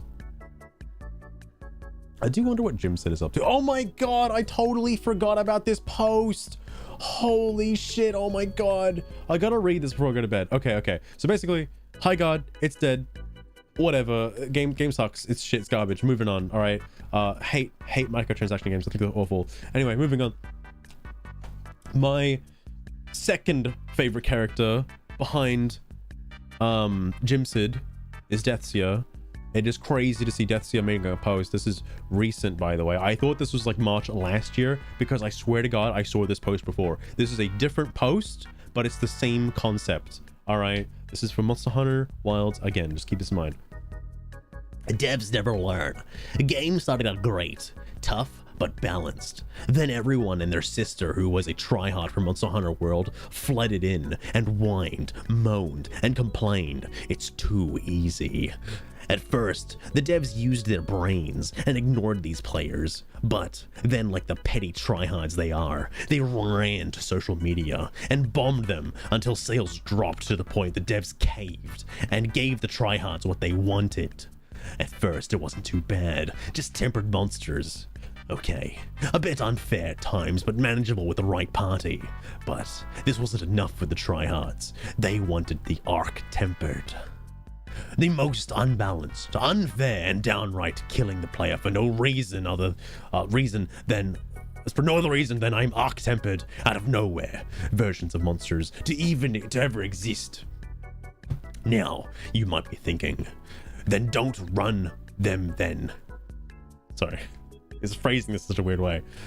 and that would be a sound suggestion, if not for the fact that most players who play this game like to play in groups. How is this a problem, you ask? Open up your quest screen right now and join a hunt 7-star or lower. Unless you got incredibly lucky, you'll be sitting around with an SOS flare-up for an entire hunt. I wanna cut in real fast. I'm gonna talk about the whole thing. I just wanna come in real fast. My brother in Christ, if you're struggling with a 7-star quest, maybe you should put the controller down and, I don't know, go get yourself a new set of diapers, okay? Because holy fuck, bro, I think you might have messed up your little, maybe you might have made a mess in your diaper, bro. Holy shit, bro. Holy shit. This game might be too hard for you. If you've already been playing the game and keeping up with it and have gone past 7-star to 8-star, and 8-star is like the base game cap normally, turn off the console. He's the diaper chief. If you've already, because again, base game completion was 8-star, like you'd be fighting like 8-star monsters. You would already have armor and gear from that tier of the game. Anything below that point should be much less of an issue for you. 7-star quests are like baby's first quest, okay? Like they're fucking like piss easy, bro. Like what are you talking about? You shouldn't need to have an SOS flare and companions to defeat those quests. You should be fine doing them by yourself. They're not that hard. Now, moving on, the 8, 9, and 10-star quests have the opposite problem, besides the players themselves being broken as hell, or arc-tempered. You get players who play like they've owned the game for less than a week. Can't blame them due to no one running content they can handle. This makes even tempered monsters impossible to beat due to your teammate going down every 5 seconds unless you babysit them with AoE healing. And no, soloing is not an option for anything tempered.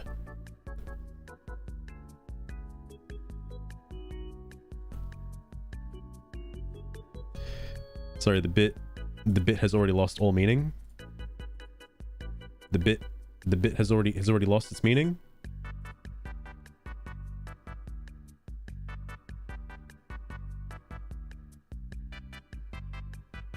I can't zoom in. I lied.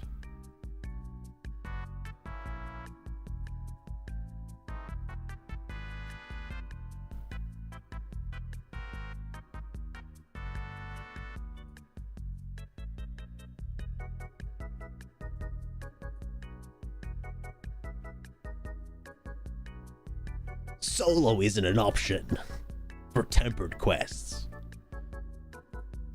It's not. You have to fight them cooperatively. So help me God.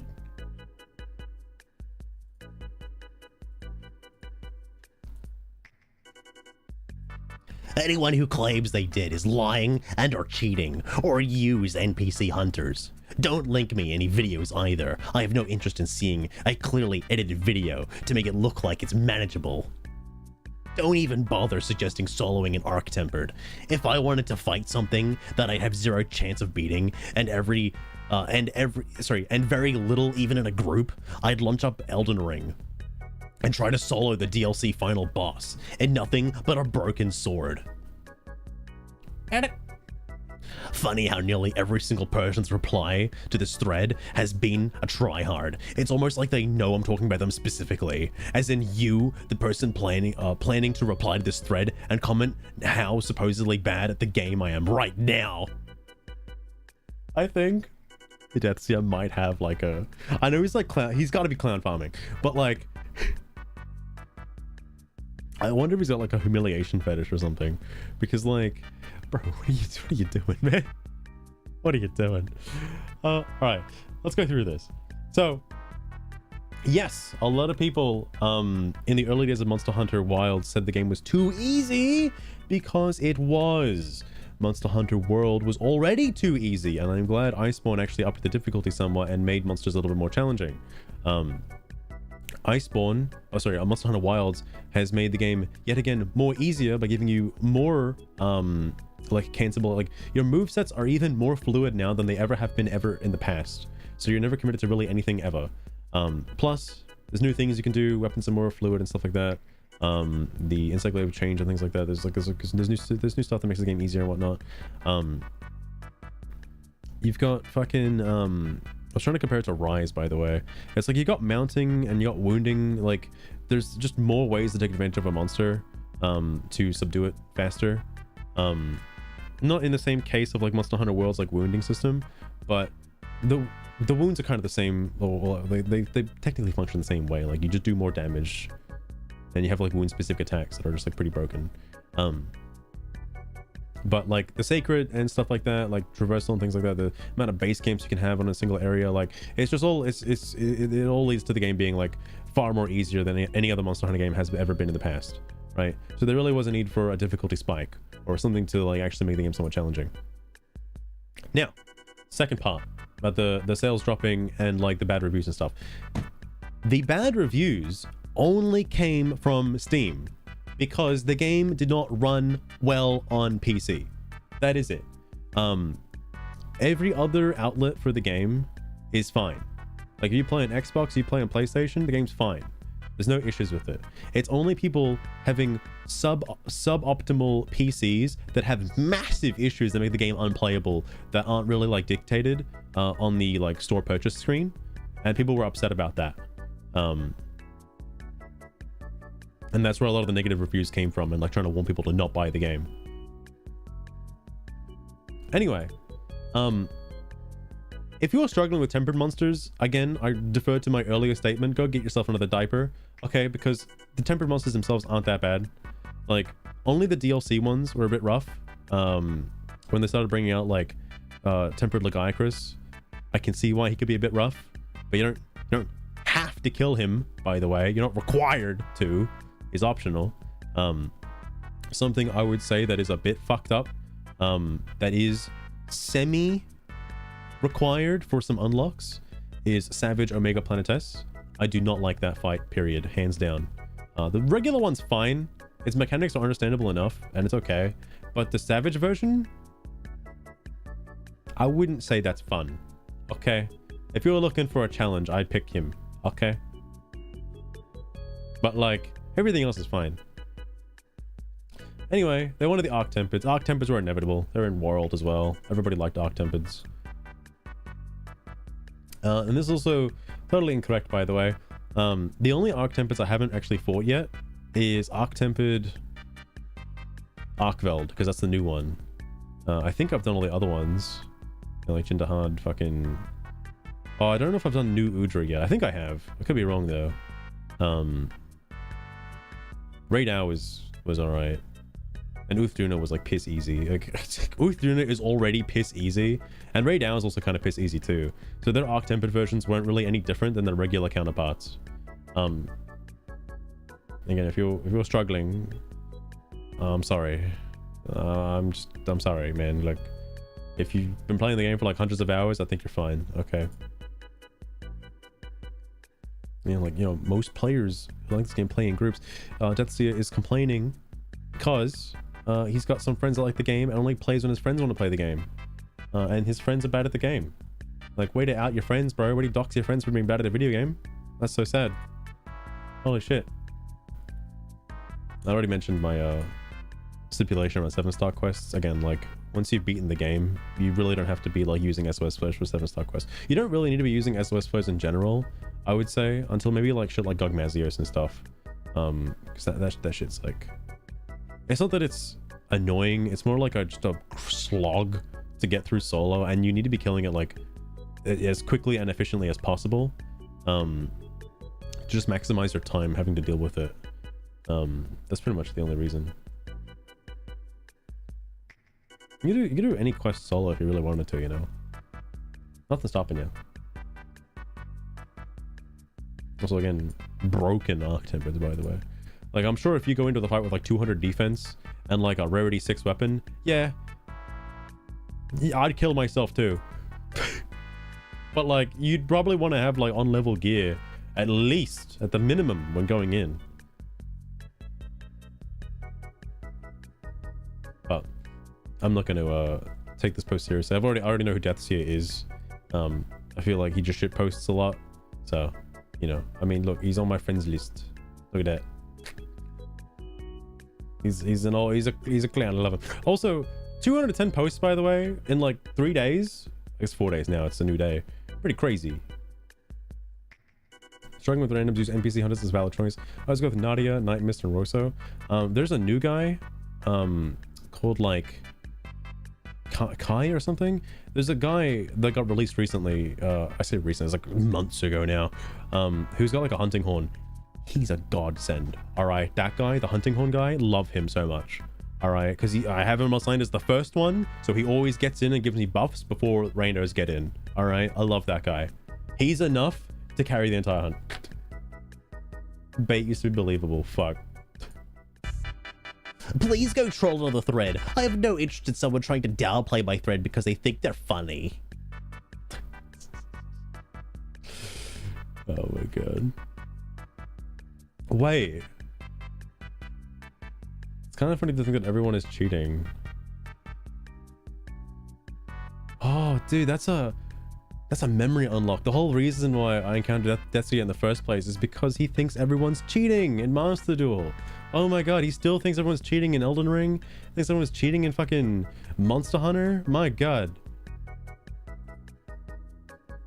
All right, but no, I'm probably gonna piss off now about the shutdown. Are they killing the game? Or will they make it playable in the future? Are devs redacted on Stop Killing Games movement? Like the big corpers? If they do, then they deserve even worse. Oh, yeah. I was actually thinking this too. Because, like, that means... Sucks to be someone who spent money on the game, by the way. Imagine buying a cosmetic in Highguard. Holy, she just pissed money away like nothing, bro. Because, yeah, if the game dies and the servers get shut down for Highguard, then what? Then what? Like, the game... That's it? It's like Concord all over again. It actually outlasted Concord, I'm surprised, but it is getting Concorded, which is so fucking funny, by the way. The dev you're bullying tonight has a family to feed. I feel like we should cut the devs some slack. They've been working hard on this for years, and they're just getting dogpiled. There are actual jobs in line out here. People have bills to pay, families to feed. It's one thing to be disappointed, but some of y'all are acting like they owe you something. They don't. They made a thing and put it out for there, and put it out there. Let's chill and play some fucking Highguard, probably. This was done to torment me personally. Okay, hold up. Oh, I'll buy it. What's this one? Apex Legends, Fortnite, Marvel Rivals. So many goofy cartoon games that are successful, and I don't like any of them. Then they make another goofy cartoony game, and for some reason, I like it. But the whole world hates it. How can this game not have even a niche player base? Even when so many other dumb games do. I wish I hated it. I wish I hated like everyone else, since the game is getting a public execution on the 12th. But unfortunately, I've been enjoying it. What can I say? I just think it's fun. It's stupid, but fun. The bigoted guy from before, he has your answer. He has your answer. The game currently has a niche player base. If you look on Twitch, there are people playing Highguard right now, like for real, like actually like giving it a fair shot and like actually playing it, doing ranked and stuff. The problem is the income. People don't really have an incentive to spend money on the game, and those that want to probably already have. And nobody else who's picking this game up to play for free would want to spend money on it. Thus, no one's getting paid. Like, do you ever wonder why Game Pass, Xbox Game Pass has to keep jacking up the price? Because they're fucking not making enough money. They're not making enough. It's the same for this as well. Oh, dude. Ralph Fenrir. Because I don't believe there's any of the battle consoles that come to sales. 50% of the Resident Requiem PC. That's it. Oh yeah, I forgot Resident Evil Requiem came out. I heard it's good. I haven't really seen much of anything about it though, but I heard it's good. Should I make eggs and just make bananas and rice, bro? Bananas and rice. Actually, you know what? I'm gonna comment on this. Hang on. Looking for him, right? Who the fuck? Hang on, I want to reply to this.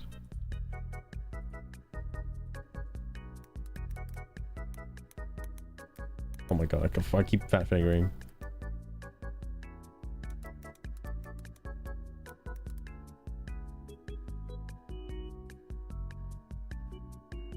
Okay, that's my one contribution to Highguard, the Steam discussions forever.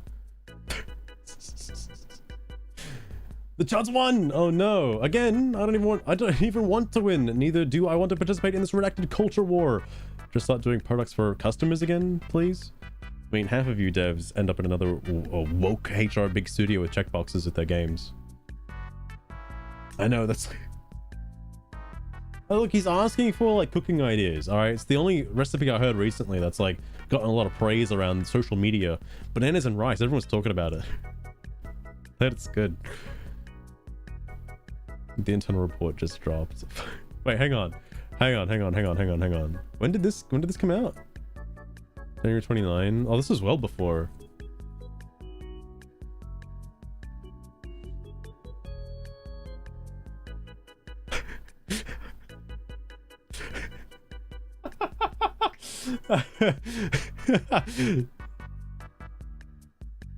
No way. No way you made this post, bro. No way. To the haters, the internal report just dropped. We are winning. I know you guys love to stare at the Steam DB and scream dead game because line went down, but let me educate you on how the industry actually works. I just saw the ARPU, average revenue per user, charts for the launch window, and you guys are gonna be so mad. While the tourists, you, were leaving negative reviews and quitting because you couldn't hit a wall jump, the whales were swiping. Highguard currently has the highest dollar per minute engagement metric in the genre. The studio doesn't need 100,000 freeloaders straining the server bandwidth. We have 10,000 players who are actually spending money. The player drop wasn't a failure, it was a market correction. We shed the dead weight. The game is fully funded for 3 years based on the founders pack sales alone. So keep posting your rip memes. The devs are laughing all the way to the bank while they design season 5 for the people who actually matter. Cope harder. Man, if only he knew in like 1 month they'd make an announcement that they're shutting down the studio. If only he knew. If only they've had the relevant information necessary. Oh my god, that's so sad. What even is that? That's like a Miiverse post, bro. Why cater to pros? There's one guy on Twitch I saw who's like a grandmaster in Highguard. That blows my fucking mind. Like, I wish I could see. I know Marvel Rivals has like the player listings for who plays what hero the most, and like, you know, it has all the player stats basically for high ranked players around the world. I want to see that for Highguard. I want to know how big the player pool is for Grandmaster difficult or Grandmaster rank. Is there just like one guy in the rank, or is it like several people? Like, how many people are Grandmaster? All right, I need to know. Refund skins for the war chest. They should. We can't normalize this. Oh no. Oh no. Look at the Wallet team. I really enjoyed the time reading the forums. Really happy for your game and your personal accomplishment. You definitely earned it. I agree.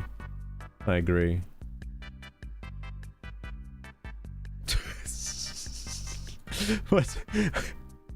Okay, last one. Looking to form a team to 100% this game before shutting it down. Let me know if you're interested. Are you offering financial interest? This suffering is on par with a 9-to-5 at McDonald's. Lol, I just started playing, and the game's not bad at all. The grind will be okay if you find a squad. The point is not to force yourself to grind, but to enjoy it. So, if you have no interest in getting the achievements, don't waste your time. I like playing games and getting all achievements. I'm looking forward to people with similar interests. It's like, I feel so bad for people who actually are trying to get all the achievements. I don't know if they have enough time to get all the achievements in the game. Some of them are a bit grind heavy, especially when it comes to getting wins. Like, oh shit, man. Looking at their Discord instead of the forums because it's run to the chuds. I want to help get X also, please. Oh, achievements. I can see that. Would you send me the Discord link? I mean, this place was owned by the Chuds day one. The devs just made it official today. Oh yeah, that's true. On the store page, the right description. Really? Yo, this guy's actually serious. What? He's actually serious.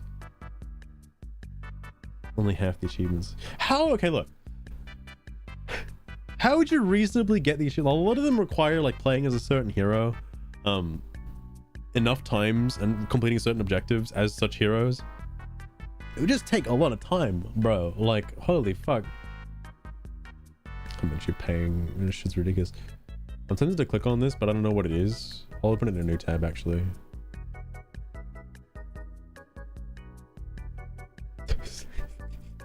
From 9 hours ago. How long does 100% take? 15 hours less with a boost, but there's a new mode, Raid Rush. We can take a lot of them faster. And alone do rush it. Damn, this guy's actually, like, he's real, bro. You know, actually, to be fair, right as a mark of shame, it would be a mark of pride, all right, if you could finish this game before it gets taken off shelves. Okay, that'd be pretty sick. Not gonna lie, I'd be proud of that. Anyway, that's gonna do it for Steam discussions for now. So there's this game, right? This is game Terraria. I keep getting a fuck ton of these that I really don't need. But I certainly have the stone necessary. Hang on. What do I even have on? I don't think I've seen the crow one yet. Or the turdy waddle neck, whatever. Regardless, that should be all okay. I got a bunch of recalls as well. Thank goodness I restocked on those. And I will worry about all that crap next time. So, whatever the fuck it was, it's all in there now. Ooh, there's a lot of grass seeds too. I think I got that last time though. No way, I got that from the underground.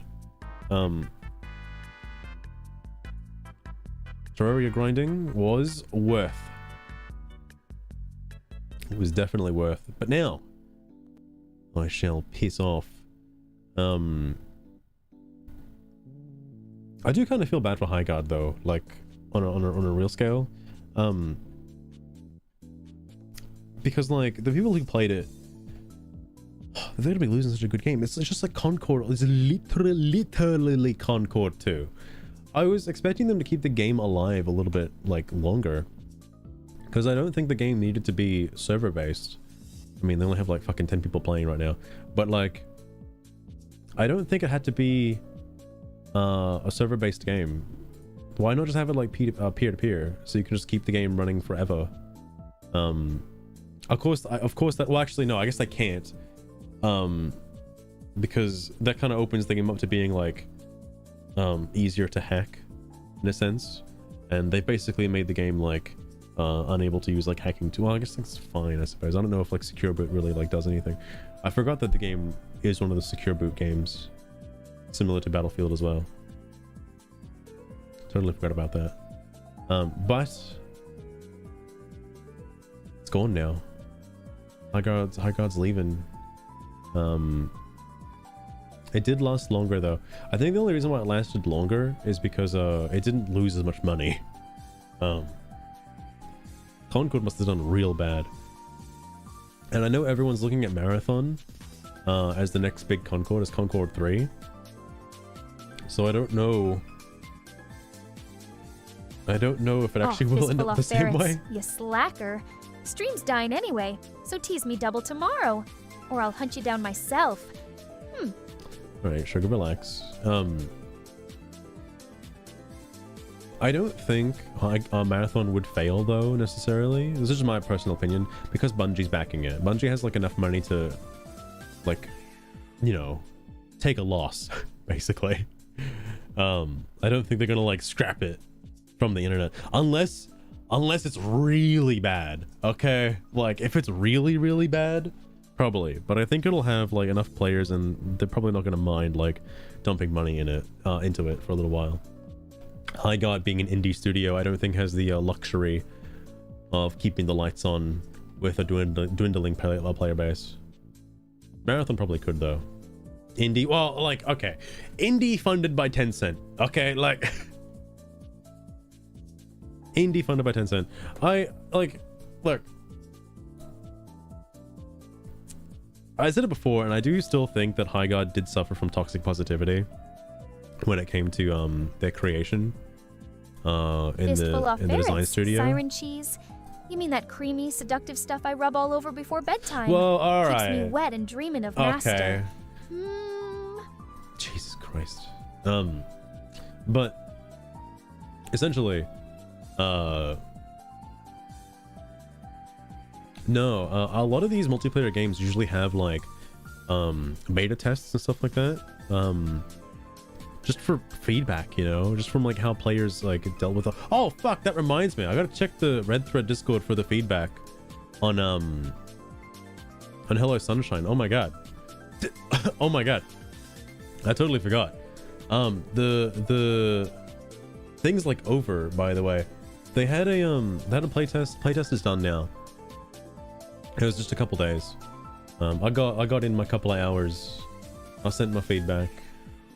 I can definitely assure you that it is going to be a game. And it's definitely way too early to tell though. But it's interesting. Don't worry, I didn't sign an NDA or anything, and like nobody's here, so it's no big deal. But I love games. Well, do you like Dustborn, ferrets? Because this is straight from the Dustborn devs. Hot off the trails of Dustborn, Hello Sunshine is coming out to a Steam store near you. I'm curious about it. Like, I don't know if I'll like stream it necessarily, but I know Buttoney's gonna play it. That's for sure. It's not, well, from what I played anyway, it's not as woke as like Dustborn, or it's not as obviously woke, essentially. Dustborn was like, you could tell by looking at it, the characters just radiate wokeness. All right. Hello Sunshine doesn't seem like that, at least for right now. Okay, at least for right now. If they release a trailer, and oh fuck, I don't know if I forgot, I should have put this in like the fucking feedback. It's like, please do not have a trailer with like the words, like, with trigger words in it, like canceled, or like what was the other one, like bully someone, or like fucking was it like safe space or some shit? I forget what the other ones were, but regardless,